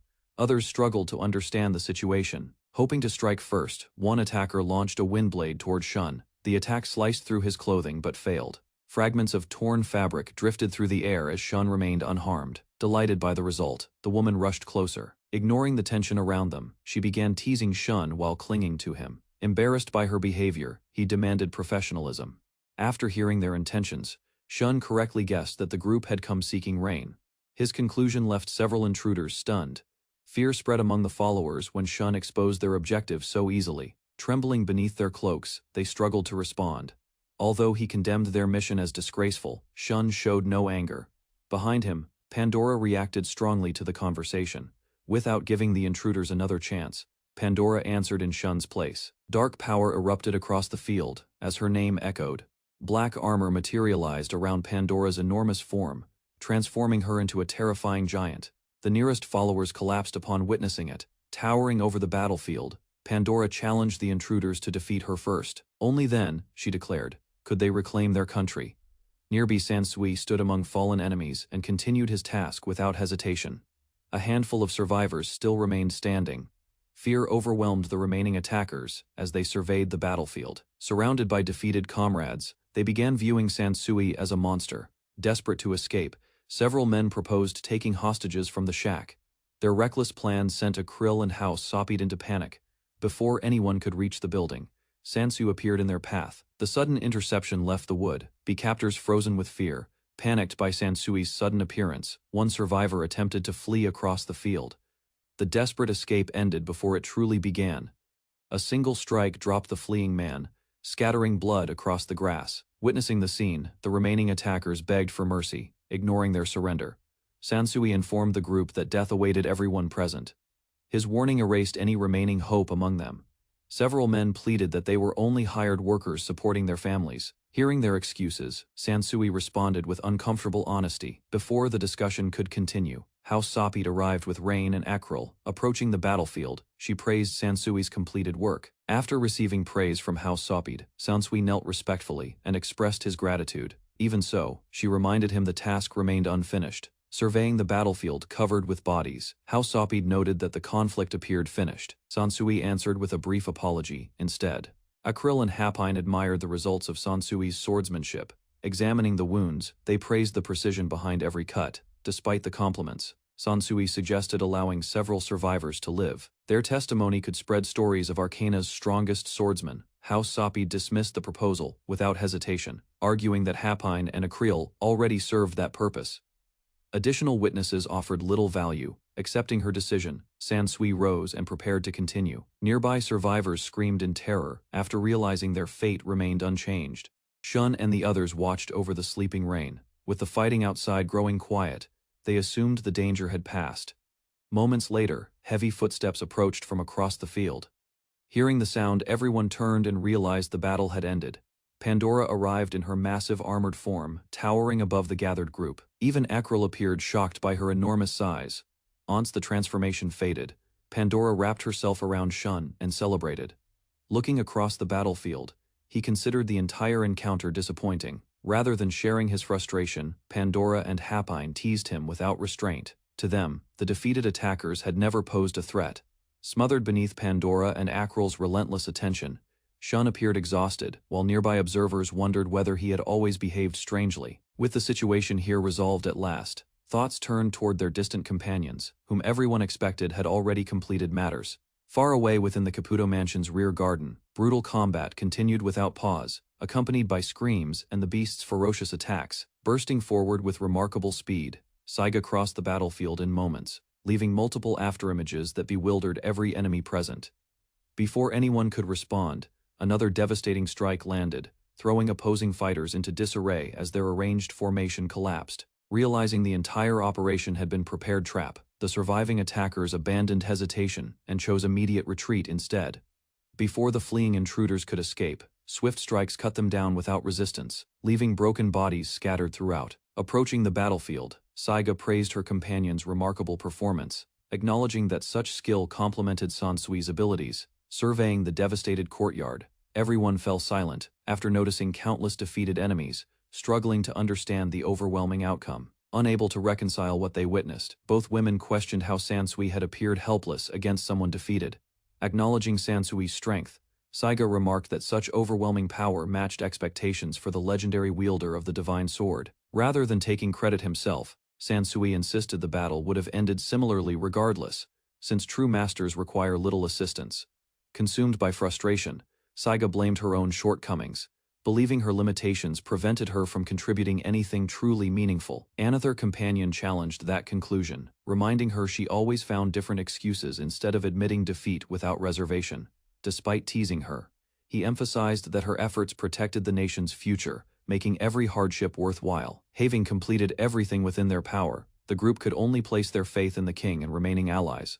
Elsewhere inside the mansion, armed guards suddenly interrupted a nobleman, transforming a calm atmosphere into immediate tension and confusion. Escorted into a guarded chamber, the visitors discovered important figures already assembled, signaling that decisive peace negotiations were finally beginning.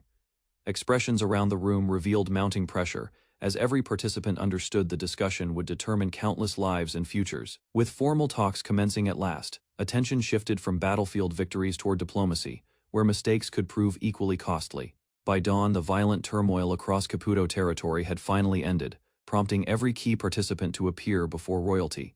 Gathered atop the fortress walls, nobles, heirs, trump cards, and warriors surveyed the aftermath, while reflecting upon recent events. As important figures assembled together, an uneasy prisoner was brought forward. Realizing judgment from the kingdom had finally arrived, the king addressed Nuri with visible disappointment, declaring that his reckless actions had exceeded every acceptable boundary imaginable. Desperate to avoid punishment, Nuri immediately denied responsibility, insisting unknown conspirators orchestrated everything to damage his reputation instead. Questioned by the king, Nuri's confidence crumbled after realizing evidence suggested the conspiracy had existed from the beginning. Without denying involvement, Shun calmly confirmed their suspicions, stating that Nuri's invitation had caused considerable inconvenience and trouble.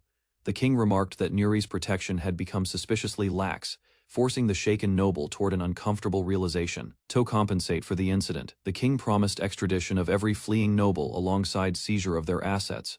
Recognizing the political intention behind those terms, Shun quietly understood the offer represented a gesture of goodwill. Shun accepted the king's proposal, though his expression remained cautious, indicating agreement came from necessity rather than trust. Instead of finalizing matters, Shun questioned what benefits Arcana expected, demanding clear motives behind the arrangement. The king's brief silence surprised everyone present, suggesting Shun's questions struck at intentions hidden beneath diplomacy. Abandoning formal pretenses, the king admitted their actions had been a test, then offered a sincere apology. The king praised Shun's leadership and judgment, noting he possessed genuine governing talent, unlike the disgraced noble beside them. Shun explained that accepting assistance without scrutiny would place his kingdom beneath Arcana's influence. Despite winning the conflict, Dewey immediately understood his concern, realizing Arcana's support could transform Sansui into a dependent vassal state. The king neither denied nor challenged that interpretation, admitting such advantages would certainly benefit Arcana's position greatly. After considering Shun's caution, the king listened as he revealed one additional condition before accepting cooperation. Shun requested protection for Rain, the girl carrying the previous Domino Emperor's bloodline, making her safety non-negotiable. A stunned Nuri watched as the Arcana King demanded an immediate end to every pursuit targeting Rain and her bloodline. When Shun questioned whether Arcana would endure political backlash, the king dismissed that concern as a small price. Relief spread across Rain's face while the negotiations advanced, and even Shun acknowledged the ruler's remarkable diplomacy. Rather than speaking as a monarch, the king answered as a guardian, comparing Rain's protection to his own duties. With winter approaching and war, torn lands needing recovery, continued hostility seemed far less important than survival itself. Memories of his destroyed hometown still haunted Yukio, whose refusal to surrender the divine treasures had provoked the emperor's wrath. Standing before the assembled leaders, he admitted that a single decision had condemned countless innocent townspeople to tragedy.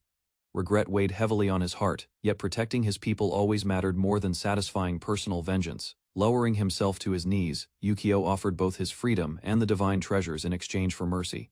Rather than seeking further concessions, the Arcana King accepted peace and ordered winter supplies sent to Domino's citizens. Following the successful negotiations, the Arcana King proposed a lasting partnership, easing Shun's concerns regarding Rain's future safety. As discussions shifted toward reconstruction, the king revealed that his daughter would represent Arcana within Domino's government. Introducing herself with confidence and composure, Princess Stendo Arcana extended her hand, signaling the beginning of formal cooperation. Their handshake marked more than diplomatic goodwill, earning approving looks from observers who understood the agreement's significance. Akril then disclosed the royal family's true ambition, suggesting Stendo's future descendants could eventually inherit Domino's throne. Watching the handshake conclude, the elderly advisor noted that Arcana's commitment carried substantial costs, but promised considerable returns. Unable to contain his frustration, Nuri erupted and insisted Domino lacked any chance of survival without noble support.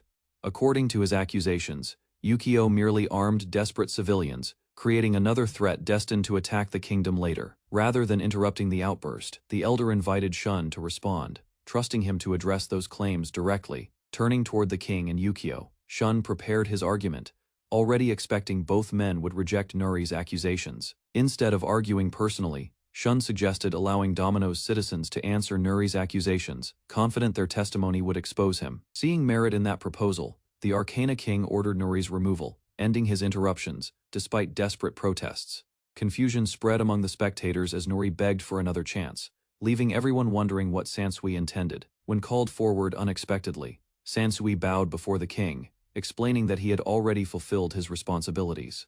After praising Sansui's dedication, the king shifted his attention toward Shuzu, preparing to hear another important witness. Since House Caputo escaped the conflict without suffering casualties, the kingdom succeeded in reaching peace through negotiation rather than bloodshed. Recognizing efforts beyond the battlefield, the Arcana king commended Shun and Shuzo, acknowledging their valuable contributions during the crisis. Although Shuzo accepted the praise with appreciation, Sansui remarked that their accomplishments seemed insignificant compared with everyone else's achievements. Excitement vanished from Dewey's face after discovering Shuzu trained under Sansui, leading her to deliver another harsh remark.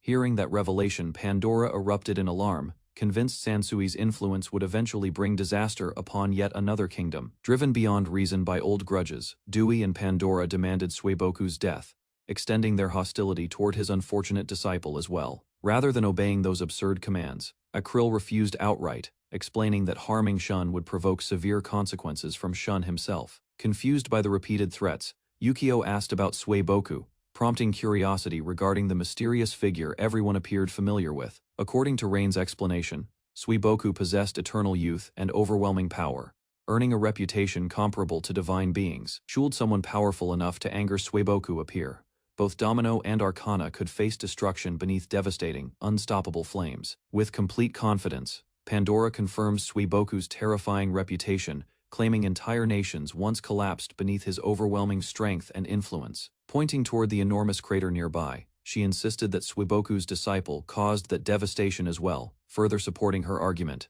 accepting responsibility without hesitation. Yukio admitted the crater resulted from his own magic, surprising everyone gathered around the negotiations. Rather than glorifying battle, Yukio suggested honoring the fallen through sorcery, acknowledging those deaths stemmed directly from his decisions. After hearing the suggestion, the king admitted he had never witnessed Yukio's magic personally and requested a demonstration first. With Miss Pallet's approval secured, Shuzo prepared a flame spell, agreeing to launch it high above the gathering crowd. Moments later, an enormous pillar of fire surged skyward, leaving spectators stunned, while the king grasped Shuzo's extraordinary power. Rather than fireworks or sparks, several burning boats emerged from the heavens and plunged downward toward the massive crater below. With the memorial demonstration concluded, the burning vessels completed their descent into the crater, leaving everyone along the walls speechless. At the sight of that spectacle, the divine treasures erupted into panic, convinced another catastrophic attack had just begun. Recalling countless past disasters, they immediately blamed Suiboku for the destruction, fearing he and his disciple had returned. Standing among the bewildered crowd, Sansui could only stare in confusion, unable to understand why Suiboku received the blame. Still traumatized by previous encounters, the divine treasures complained that the pair had destroyed a ship pursuing them for centuries. Raising his voice in protest, Noah explained that the fiery accident resulted from a magical demonstration, rather than any action by Suiboku. Embarrassed by the misunderstanding and resulting chaos, Noah offered a sincere apology, while Yukio accepted responsibility for the mishap. Looking across the gathering, the divine treasures reacted with surprise, after realizing every treasure-bearer had assembled together here. Concern spread among the observers when they noticed all 8 treasures meeting simultaneously, including Danua and Noah among them. Stepping forward before the crowd, Noah urged the assembled leaders to assist his homeland, which continued suffering under severe poverty. Observing the tense atmosphere between certain treasure-bearers, Sansui remarked that several members appeared to share a troubled relationship. Without much hesitation, Kaisudana volunteered assistance, promising to handle the matter personally if Danua agreed to participate. Following the negotiations, Arcana gained possession of all 8 divine treasures, placing unprecedented influence within the kingdom's grasp. Meanwhile, Danua prepared for a journey toward Domino's capital, where her treasure's ability to produce food attracted attention. Upon returning the treasures to Domino, Noah would travel under House Caputo's protection, thanks to the alliance secured. Following the peace agreement, Yukio learned additional details about his master's past, though those revelations mattered less than recent events. Arriving at the farmhouse afterward, Dewey witnessed Rain rushing toward Sansui, relieved that he had returned without injury. Clinging tightly to Sansui, Rain confessed her fears through tears, while he reassured her that the danger had passed. Encouraged by Sansui's words, Rain smiled again and agreed that everyone responsible for protecting her deserved proper gratitude. Gathering together one final time, the group received Rain's heartfelt thanks, marking the conclusion of both conflict and war. With negotiations concluded and tensions settled, the kingdom's most influential figures departed together, returning toward their respective homes and duties. During the carriage ride, Shun complained about traveling beside Arcana, believing Noah and Danua provided far greater practical value. Offended by that remark, Arcana argued that Noah and Danua functioned more like tools, while treasure-bearers possessed greater significance. Unimpressed by her reasoning, Shun dismissed the comparison entirely, insisting personal worth should never depend upon usefulness alone. Meanwhile, Noah reflected on the journey with satisfaction, describing the experience as enjoyable and expressing gratitude for joining. Thinking ahead toward future gatherings, Noah hoped Biwobu could attend someday, while reassuring her grandfather remained healthy and active. Observing Noah's carefree optimism, Shun remarked that such enthusiasm usually signaled approaching trouble, rather than continued peace and stability. Laughing off those concerns, Noah declared that any future problems could be entrusted to her grandfather, earning weary resignation.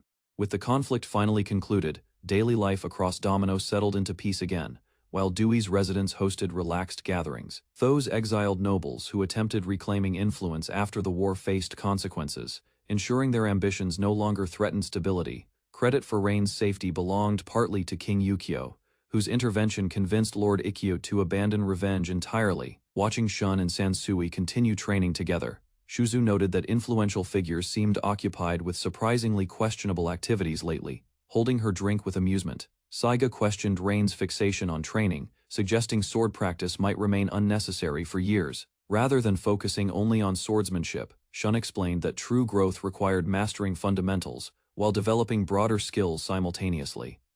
Addressing Saiga before everyone present, Shun stated that recognizing personal shortcomings remained essential for meaningful improvement and future progress. According to Shun's assessment, excessive dependence upon divine treasures and inefficient mana control represented Saiga's 2 greatest weaknesses. To offset those limitations, he recommended adopting a sword form capable of combining multiple spells while improving practical combat performance. Rejecting the suggestion without hesitation, Sansui declared that forms were unnecessary because perfect actions emerged naturally within decisive moments. Hearing Sansui's explanation, Danua became excited and admitted that she hoped to reach such extraordinary heights through her own efforts someday.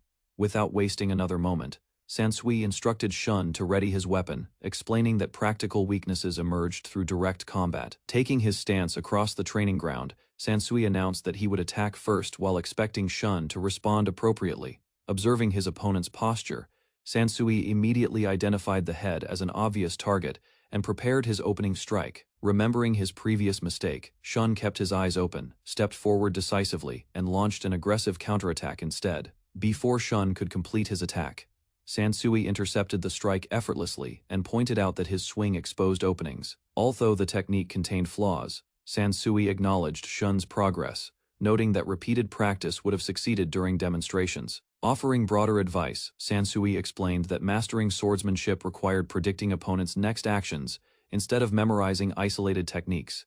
Curious about practical application, Danua questioned the lesson, prompting others to encourage Sansui into providing a clearer explanation. Drawing upon sage teachings, Sansui revealed that experienced sages perceive surrounding environments directly, granting awareness beyond ordinary observation.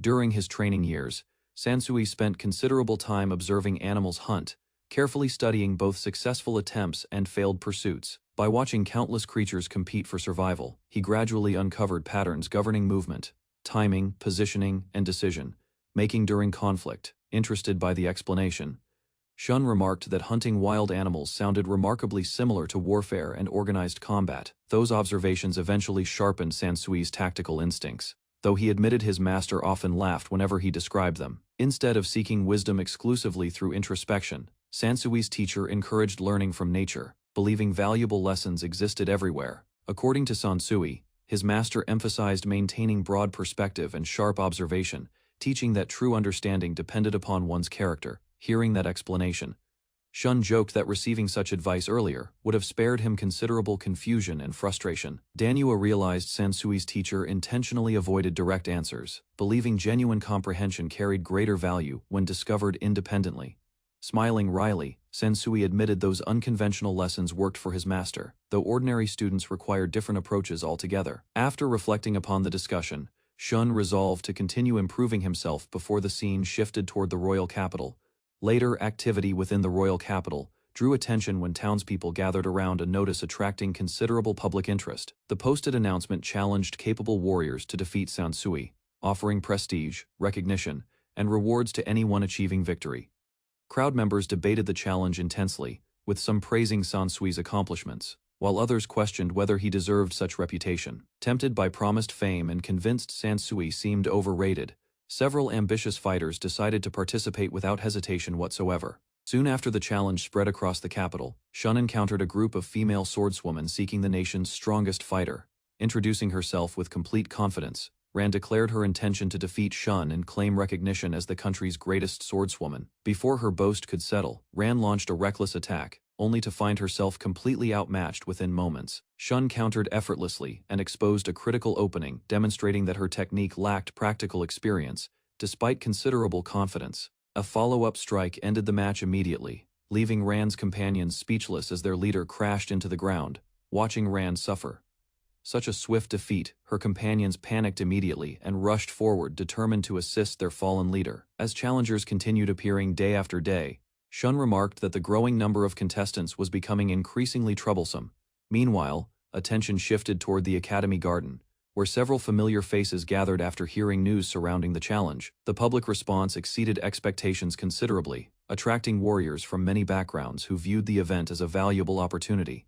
Standing before the assembled crowd, Dewey clarified the rules, explaining that substantial rewards awaited anyone landing a single hit. Watching the enormous crowd gather around the arena, Sansui remarked that attracting such numbers with a simple challenge felt excessive. Despite his uncertainty, encouragement from spectators convinced Sansui to proceed, while others urged him not to hold back. Grinning with excitement, Dewey pointed toward the challengers and demanded that Sansui overwhelm every contestant with undeniable superiority. Once the first match began, Sansui calmly invited his opponent to attack first, displaying complete confidence before battle. The challenger charged with tremendous force, yet Sansui neutralized the attack effortlessly, prompting nearby competitors to demand another attempt. Facing multiple attackers at once, Sansui moved through their ranks effortlessly, striking each opponent before any coordinated response emerged. Watching the overwhelming display unfold, Shun admitted that his memories contained nothing resembling the extraordinary skills before him. Meanwhile, the spectators reacted with mixed amazement and disbelief, agreeing that the entire situation had become increasingly absurd. After observing Sansui's strength firsthand, Dewey concluded, there remained little reason for concern regarding the challenge's eventual outcome. What impressed her most was not merely Sansui's power, but his willingness to greet every challenger with courtesy. Comparing the two men, she remarked that Sansui resembled Suiboku greatly, particularly in temperament, attitude, and treatment of others. Although he wanted nothing more than watching Sansui's matches continue, duty required him to leave and attend pressing matters. Curious about his sudden departure, Danua asked what business demanded attention, expecting something important behind his decision. Turning back with a smile, Sansui revealed that delicate negotiations awaited him, and he intended contributing personally toward them. Seeking advice about her son, a concerned mother met Dewey Spade and explained that the boy possessed magical power requiring proper guidance. While listening, Dewey considered several possibilities, noting that some children carried rare talents despite uncertain magical aptitude. Following her assessment, Dewey reached an unusual conclusion. Although the boy could study alongside students, actual spellcasting would remain impossible. Hearing the verdict, the mother lowered her head and expressed gratitude, accepting the outcome while worrying about her child's future. After their departure, silence settled across the office as Dewey reflected on the meeting, recalling past years and countless similar cases. Not long after the previous meeting, a noble named Mahjong arrived before Dewey Spade, offering an apology for keeping her waiting. Mahjong reassured Dewey that no inconvenience had occurred, then expressed his wish to establish a beneficial partnership. Once both parties settled into discussion, Mahjong proposed sharing knowledge from his homeland in return for access to Dewey's techniques. Among the requested arts were Shadow's Descent and God's Descent, powerful abilities whose reputation had spread far beyond ordinary practitioners. Although Dewey understood his interest, Mahjong revealed one limitation: God's Descent remained a royal secret, placing the technique beyond instruction. Rather than requesting Shadow's Descent, Mahjong explained that a healing ability capable of saving others held far greater value. Satisfied with the agreement, Mahjong thanked Dewey for her cooperation and felt confident that the exchange would strengthen his homeland. During their conversation, Dewey mentioned that Master Sansui was engaged in battle, surprising Mahjong, who had known nothing about it. Thoughts soon turned toward Sansui himself. Considering their meeting a great fortune, Mahjong admired the swordsman's extraordinary strength and character. Without hesitation, Dewey confirmed his impression. To her, Sansui stood as the strongest swordsman alive, and the model others should pursue. Speaking with complete confidence, Dewey stated that Sansui represented the perfect disciple, a man who fully embodied Suiboku's teachings and ideals. Meanwhile, a carriage crossed the countryside carrying Sansui and his companions, where praise for his recent achievements became the topic. As compliments continued around him, the atmosphere grew increasingly awkward for Sansui, while his daughters appeared far prouder than him, unable to handle the attention. Sansui received the remarks with embarrassment, concerned by their effect. Mahjong offered gentle advice. Moments later, Sansui stepped outside the carriage to compose himself. Across the open plain, an unexpected figure suddenly caught his attention. Waiting beside the road, a group of girls greeted Sansui upon his arrival. Their leader stepped forward, eager for another challenge. Recognizing her immediately, Sansui noted that she had learned little from their previous encounter. Undeterred, she launched another attack. The confrontation ended almost instantly as her charge failed. Remaining calm, Sansui instructed her to challenge him only at designated grounds, leaving the defeated girl behind. Sansui returned toward the carriage. To him, the matter amounted to another interruption already resolved. Inside, his companions praised the girl's improved manners. Hearing this, Sansui admitted responsibility before noticing their exhausted challenger nearby. The following morning, several students gathered in the school garden. Driven by admiration, one boy declared his intention to surpass Sansui someday. Upon reaching the training ground, he discovered a shocking sight. A mountain of defeated opponents surrounded the girl who challenged Sansui. Before anyone could react, another student rushed forward and warned him. An instant later, the determined girl launched her attack. Chaos spread across the battlefield as she drove everyone aside. Convinced that only she deserved the challenge, her obsession intensified further. Consumed by excitement, the girl rushed forward with reckless speed, forcing the beast warrior to defend against her assault. Despite her ferocity, the enchanted armor absorbed the damage. Blood stained her hand instead, while frustration continued building inside her. Recognizing the danger, nearby allies shouted warnings at Saiga. Their concern proved justified as the battle spiraled further out of control. A sudden counterattack changed everything. Before she could react, the beast warrior struck decisively, sending her crashing across the field. Silence followed the impact as the injured girl collapsed. Watching the aftermath, the others scolded Tsunai for pushing herself too far. Refusing to accept defeat, Tsunai rose once more. To everyone's surprise, her injuries vanished, leaving the beast warrior stunned. Determined to continue the battle, she rushed forward alone. Witnessing her advance, several students hurried behind, hoping to support her. The battlefield descended into confusion as reckless attacks surrounded the beast warrior. Frustration mounted when their predictions failed against him. Seeing the situation worsen, the beast warrior unleashed powerful fire magic. Towering flames erupted across the field and forced everyone back. Within moments, an enormous wall of fire separated both sides. Unable to approach their target, the students watched their opportunity disappear. Watching Tsunai advance again, the beast warrior received new instructions. At the same time, he was ordered to keep others away. Ignoring the warning signs, Tsunai attacked with even greater determination. Defeating such a formidable opponent promised recognition worthy of her efforts. Anger flashed across the warrior's face after hearing her reckless declaration. Nevertheless, every strike she delivered failed to achieve results. Rather than showing exhaustion, Tsunai continued pressing forward. Her confidence grew further as she claimed to possess no limits. As the confrontation continued, Sune listed the advantages behind her confidence, emphasizing overwhelming strength, swift movement, and superior physical abilities. Adding another remarkable trait, she revealed a body capable of recovering from injuries instantly. The declaration left the beast warrior unsettled. Driven by absolute certainty, Sune proclaimed herself the strongest martial artist alive. Convinced of her superiority, she rejected the possibility of defeat.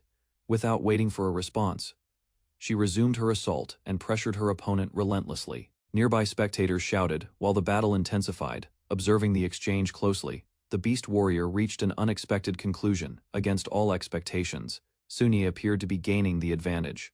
Even while defending himself, the beast warrior noticed a critical change. Sune's relentless attacks had begun slowing, despite her confidence.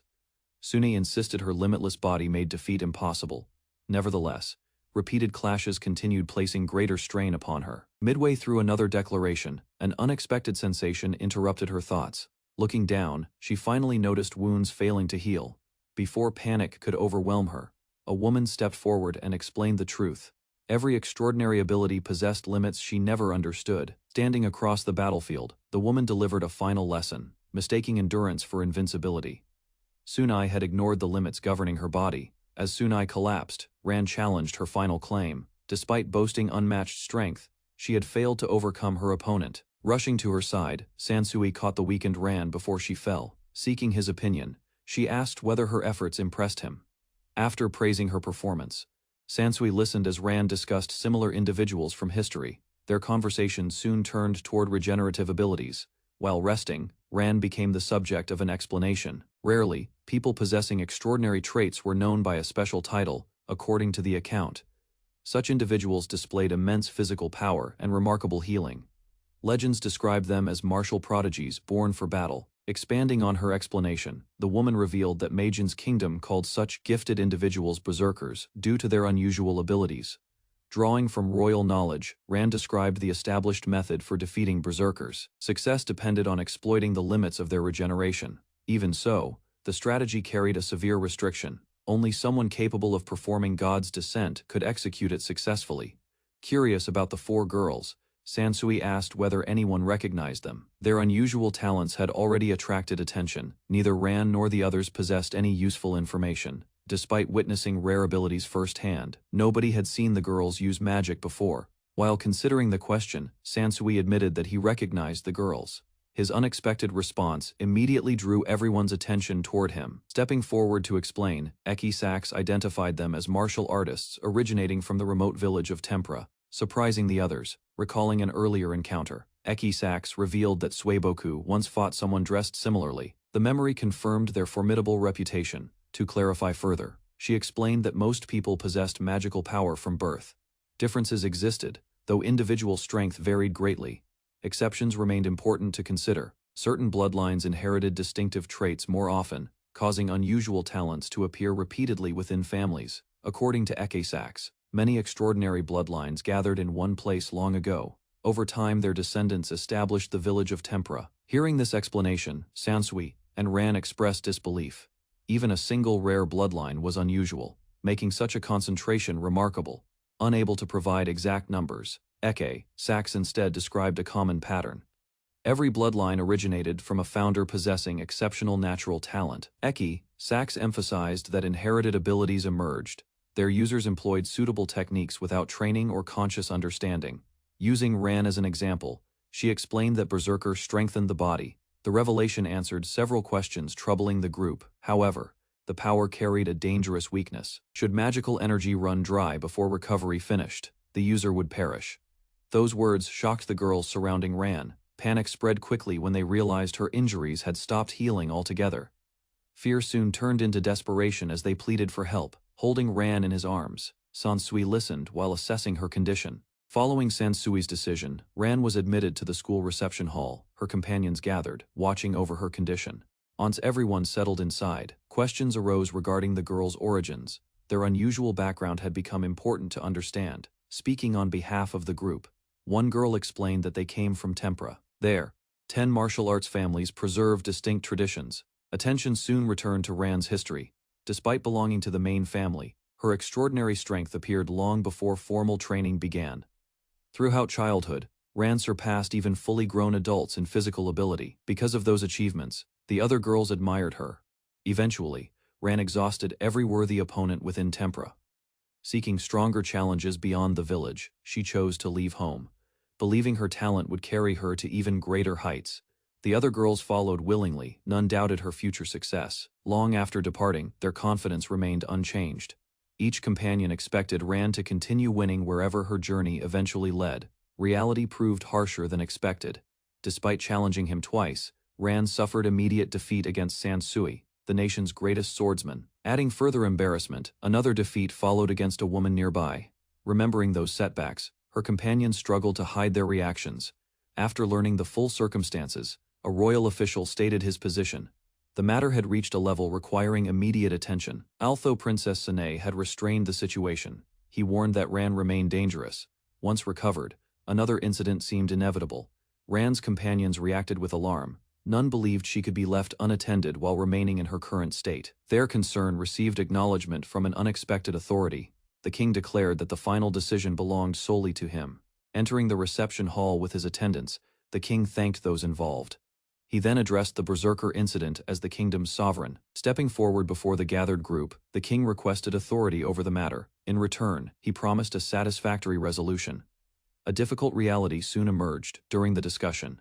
Executing the Berserker would eliminate a valuable opportunity and waste rare potential. Supporting that view, the king emphasized the importance of preserving gifted individuals. Losing 4 rare magic users represented an unacceptable outcome. Seeking an alternative, he turned to an expert for advice. A proposal emerged involving a curse capable of restricting dangerous behavior. Although the method appeared feasible, one important condition remained. Any curse of that nature required the target's consent before activation. Doubts surfaced regarding the proposed solution. Considering Rand's stubborn personality, several people questioned whether she would ever accept such restrictions. The discussion soon shifted toward practical concerns. Even forcing an ordinary opponent into submission, without killing them, required tremendous strength and skill. After weighing every possibility, the king identified a suitable candidate. Only Sansui, the kingdom's strongest swordsman, had defeated Ran elsewhere. The conversation reached Sansui and his companions. Hearing about berserkers, he admitted possessing almost no knowledge of them. That confession surprised those around him. According to his companions, Sueboku withheld certain information and rarely explained unnecessary matters. Shifting the discussion forward, the king's representative asked Sansui a direct question. Could he force the berserker into submission again? After considering the request, Sansui acknowledged the possibility. Nevertheless, he warned that future consequences would remain beyond his responsibility. Concerned by that answer, he explained a larger problem. Many people would pursue rare magic once news of Ran spread further. Having listened to every explanation and concern, Sansui reached a decision. His brief response signaled that he understood the situation. Standing before his students, the principal reflected on the meaning of learning. Successes mattered, yet failures provided far greater opportunities for growth. Arriving near the end of the lecture, Sansui listened quietly. The principal explained that mistakes often taught lessons impossible to gain elsewhere. Concluding the session, the principal dismissed the class for the day. Soon afterward, Sansui headed toward the principal's office. Inside the office, the principal welcomed his visitor warmly. The meeting began as Sansui stood before his desk. Rather than accepting praise, Sansui expressed regret over the recent incident. He remained concerned about those injured, especially Princess Sanae. Facing the window, Sansui reflected on the recent events with regret. He believed he had failed to handle Ran despite multiple chances. The principal dismissed those concerns and offered a different perspective. Thanks to Sansui's actions, a valuable opportunity involving rare magic had emerged. Although still uncertain, Sansui listened to her reasoning. She compared him to Sueboku, praising his dedication and growth. According to the principal, Sansui possessed unwavering trust in his master's teachings. That conviction shaped both his decisions and character. Her words earned agreement from the others present. They understood why Sueboku valued Sansui highly and considered him an exceptional disciple. Listening to the principals, Sansui understood the burden ahead. Even so, she insisted that mistakes were unavoidable when pursuing meaningful goals. Placing her trust in him, the principal asked for assistance. The responsibility was immense, yet she believed nobody else could handle it. After a brief moment of consideration, Sansui accepted the task. While promising his best effort, he refused to guarantee success. leaving the office behind. Sansui entered the recovery ward. There, he bowed and apologized to every injured victim. His sincere apology caught the patient's attention. Before long, one injured man called out and asked about Sansui's victory over the berserker. The injured patient struggled to believe Ran's overwhelming strength. To answer their doubts, Sansui invited everyone to witness a match the following day. By the next morning, anticipation had spread throughout the city. Crowds gathered inside the arena, eager to see the outcome. The recovering victims watched. Memories of their defeat by Ran remained fresh, making the upcoming battle difficult to ignore. Important figures soon arrived. Royal officials, students, companions, and respected masters filled the viewing area together. Standing across from Ran in the arena, Sansui assessed her condition. When Brower asked for his opinion, he remarked that she seemed unchanged. Feeling relieved by those words, Sansui expressed his gratitude. The encouragement eased concerns he had carried into the match. Suddenly realizing his intention, Brower tried to stop him. Before she could continue, Sansui confirmed his decision without hesitation. Meanwhile, Ran dismissed the need for weapons altogether. Confident in her overwhelming strength, she declared that her bare fists were sufficient. Rather than taking advantage of that confidence, Sansui chose a deliberate approach. He believed a direct comparison would help Ran recognize their difference. While waiting, Rain worried about Sansui's situation. Far away, a tournament match began as two contestants faced each other. Across the arena, a female warrior struggled to contain her emotions before the battle. In contrast, her young opponent stood without concern. Questions spread among the spectators regarding the boy's fighting method. At the same time, supporters reminded the warrior not to lose control. The warrior launched herself around the battlefield at tremendous speed. Even experienced nobles found it difficult to follow. Instead of reacting to the pressure, the boy remained still at the center. Around him, countless eyes awaited the next move. Sansui allowed the furious warrior to circle behind him. Her attack targeted his blind spot, yet he sensed it. The moment her strike approached, Sansui released a burst of internal power and blocked it. Surprise crossed her face as she landed. A smile appeared on the warrior's face after witnessing his response. Curious about his methods, she challenged him to act next. Confusion spread among the spectators when the warrior stopped moving. They could not understand why she abandoned her greatest advantage. Rather than relying on speed alone, the warrior adopted a defensive stance. By waiting, she prepared herself to intercept Sansui's counterattack. After choosing a defensive approach, Ran observed Sansui with confidence.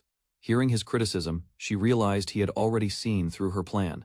Standing at the center, Sansui appeared somewhere else. Shock filled Ran's expression as she rushed toward his previous location. Trusting her instincts, Ran accelerated with everything she had and launched an attack. Midway through the charge, an unsettling realization emerged. Only then did she notice the enormous distance separating them. Frustration surfaced after understanding that Sansui had manipulated her movements. Cornered by the same tactic once again, Ran attempted another pursuit. Meanwhile, Sansui advanced toward her, tightening control over the match. Believing Sansui had fallen into her trap, Ran committed to the attack. An instant later, she discovered that she had been deceived. From the audience seats, several observers explained the exchange with surprise. Ran had expected contact, yet doubt caused her attack to weaken. Sansui would have suffered a direct hit if Ran had continued forward without hesitation during that moment. Even after recognizing the danger, Sansui showed complete confidence and raised his hand. Not a trace of uncertainty appeared on his face. A faint smile crossed Sansui's face as the match shifted again. Determined to correct her mistakes, Ran braced herself for hardship. Silence spread across the arena as both fighters faced again. From the audience seats, spectators watched, waiting for the next exchange. Repeated strikes from Sansui's energy attacks had accumulated throughout the battle. Although Ran recovered each time, exhaustion affected her breathing. Annoyed by Sansui's remarks, Ran rejected the idea of receiving guidance from him. Pride and frustration fueled her determination to continue. Memories of countless victories strengthened Ran's confidence during the confrontation. Throughout her past battles, she had overcome every opponent who challenged her. Rather than rushing forward, Ran focused on studying Sansui's movements. Certain she could uncover his method, she observed each step. As Sansui walked across the arena, several spectators listened to his explanation. He warned that predicting an opponent's actions limited one's choices. Nearby, Mizu Saiga followed his words with growing concern. The realization slowly formed as she watched Sansui approach. Sweat appeared across Saiga's face when Sansui exposed her weakness. Her uncertainty had become visible, allowing him to read her intentions. Determined to regain control, Saiga prepared a sudden attack while studying his movements. She believed careful observation would create an opening. The strike passed as Sansui avoided it with ease. Looking puzzled, he questioned why she complicated such a simple battle. Sliding across the battlefield, Ran struggled to follow Sansui's movements. Spectators realized his technique disrupted her ability to predict attacks, maintaining a calm pace. Sansui explained that the body reacted before conscious thought. His words only deepened Ran's growing frustration. Unable to tolerate his constant lessons, Ran exploded in anger. She rejected his guidance and demanded that he stop. Before she could recover her composure, Sansui used a mysterious technique. With effortless precision, he lifted Ran into the air. Panic replaced anger as Ran lost control of her balance. Mid-air. Moments later, Sansui delivered a clean strike that sent her flying. Ran crashed across the arena floor. After Sansui's strike landed, watching from the stands, several spectators reflected on his teachings. Nearby, a student recalled Sansui's explanation of true swordsmanship. According to that lesson, awareness and judgment formed the foundation of strength. With admiration in her voice, Rain offered a simple conclusion about Sansui. To her, he stood above every swordsman alive. Dust lingered across the battlefield while Sansui approached his fallen opponent. Even then, he continued questioning the value of excessive patience. Humiliation and frustration burned within Ran. As she forced herself upright, rejecting his words once more, she prepared to continue fighting. Without raising his voice, Sansui pressed her back to the ground again. Shock spread through the audience as he acted. After taking several steps away, Sansui stopped and turned around. At that moment, Ran finally grasped the situation. The truth became impossible for Ran to ignore any longer. Standing before her was an opponent far beyond her reach. Exhausted, injured, and stripped of confidence, Ran lowered her head at last. Accepting the result, she surrendered the match. The arena fell silent after Ran admitted defeat. Hearing her surrender, her companions rushed forward with concern and relief. Supported by her friends, Ran regained her composure and faced Sansui. Despite losing, she acknowledged his strength with sincerity. In response, Sansui knelt and expressed gratitude toward the Sopid family. His humility surprised nobles who watched from the stands. A bright smile appeared on Ran's face as she praised her opponent. Without hesitation, she recognized him as the strongest swordsman. Rather than accepting the compliment, Sansui mentioned his master with respect. Compared to that legendary figure, he believed he remained inexperienced. Rain frowned, after hearing Sansui diminish his own achievement once again. To her, someone of his ability deserved recognition instead of modesty. Across the arena, Ran accepted Sansui's determination to keep improving. His unwavering attitude impressed her more than the defeat itself. Later, discussion shifted from the battle to the Sopade family. One observer warned that such remarks could damage their reputation. Caught off guard by the criticism, Sansui immediately apologized for his words. He never intended to cause trouble for anyone. As people began leaving the arena, another spectator praised Sansui's performance. Remaining humble, as always, he dismissed the accomplishment without concern. Recalling the battle, Sansui explained the flaw behind Ran's technique. Excessive force made her body rigid and easier to disrupt. At the crucial moment, a single strike was enough to break her momentum. Fighters who lacked control often exposed such weaknesses. Smiling lightly, Sansui assured the others that neither of them would have fallen for such a simple trick themselves. While reflecting on their conversation, Brower realized their previous battle shared many similarities. Back then, Sansui had taught her similar lessons. According to Sansui, observational skills required long training rather than natural talent alone. Facing gifted opponents without discipline brought little satisfaction. After the match ended, Brower thanked Sansui for an unforgettable battle. Hearing his sincere praise, she felt genuinely honored and respected. Several wounded fighters hurried through the corridor, searching for Sansui. Their excitement grew as they approached the young swordsman. Gathering before him without hesitation, the group bowed deeply and made a request. Together, they asked Sansui to become their master. Meanwhile, Ran sat alone inside the waiting room, unable to hide her frustration. The defeat convinced her she could never win. Standing near the doorway, Ran's companions questioned her gloomy attitude. Rather than accepting despair, they challenged her to keep moving forward. Unable to accept Ran's defeat, her companions confronted her with frustration. They argued that abandoning her goal now would waste everything. Mizu Saiga admitted she shared similar feelings. Failing to surpass Sansui only strengthened her desire to improve further. With a gentle smile, Dewey challenged Ran's way of thinking. Did she truly intend to keep losing without changing anything? After hearing those words, Ran fell into deep thought for a moment. She realized her decisions would also affect those around her. Those words struck as Ran reflected on her companions' expectations. Abandoning her path would disappoint everyone who believed in her. A relieved smile appeared on Brower's face after watching the exchange. Thankful for Sansui's influence, she felt the problem had finally been resolved. Several influential figures gathered inside a conference room. Concerned by recent events, they began discussing the Soped family's situation. During the meeting, attention shifted toward Sansui's unusual humility. Even after receiving overwhelming praise, he continued comparing himself to his master. Setting that matter aside, the discussion moved to the injured berserkers. Officials asked whether any complaints had been submitted against them. Answering the question, Soped revealed that the former berserkers were training under Sansui. Swordsmanship lessons had already begun shortly afterward. The revelation surprised several attendees around the table. Believing both Sansui and Brower had suffered enough, Soped suggested finding them new responsibilities. Soped revealed another reason for his proposal. Since Brower would likely marry Sansui, her duties as an escort would eventually end. Looking toward the future, he suggested appointing Sansui as a sword instructor. That responsibility would depend entirely upon his teaching performance. After settling that issue, the king redirected attention elsewhere. He asked what would become of Ran and the 4 rare magic users. Regarding Ran, officials explained that a curse had already been placed upon her. Any future rampage would be stopped almost. Meanwhile, the remaining 4 girls had agreed to cooperate. Their rare magic fundamentals were already being taught under Saiga's supervision. The discussion shifted toward Tempera village. Officials reported that Ran was escorting Curly's daughter and the other rescued girls there. The king admitted surprise. After learning the hidden settlement existed within his own territory, he had known unexplored land remained, though not that village. Soped explained that no plans existed to annex Tempera into the kingdom. Its isolation made their late discovery understandable. Even without annexation, the king hoped to establish friendly relations. Tempera reportedly possessed 10 rare magic bloodlines, making cooperation extremely valuable. A noblewoman added that diplomacy could improve relations with the academy's principal. Her suggestion caught the king's attention immediately. The conversation returned to Tempera village. According to his report, villagers had cornered Saboku, Lightning Blade's master. One noble remained skeptical, despite hearing the story. Xax claimed the injured Saboku still defeated every attacker, which sounded almost unbelievable. Silence filled the conference room.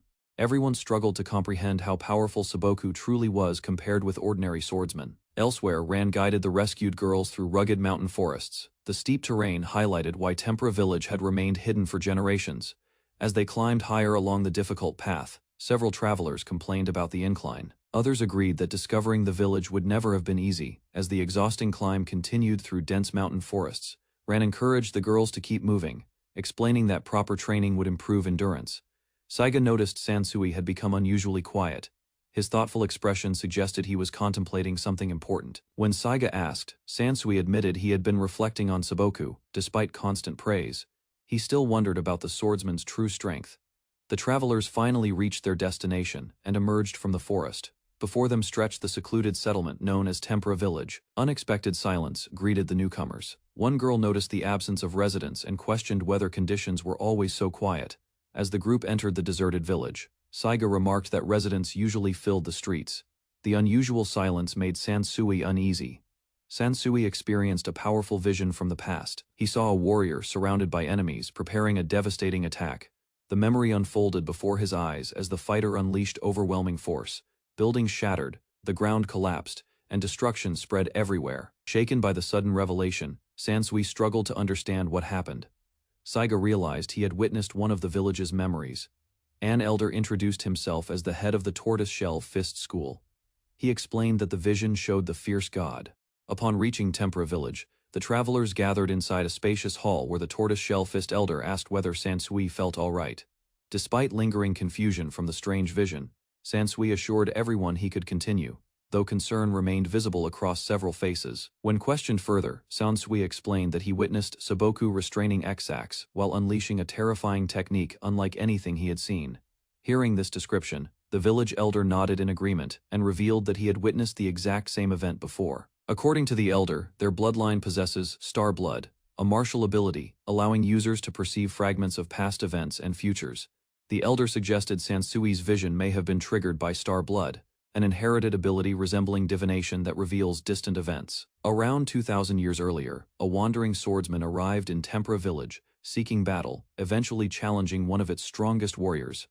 Although the entire village united against him and managed to corner him, the trapped Saboku revealed his true sage arts. Saiga listened in shock as the elder described techniques capable of shaking the heavens and splitting the earth with terrifying force.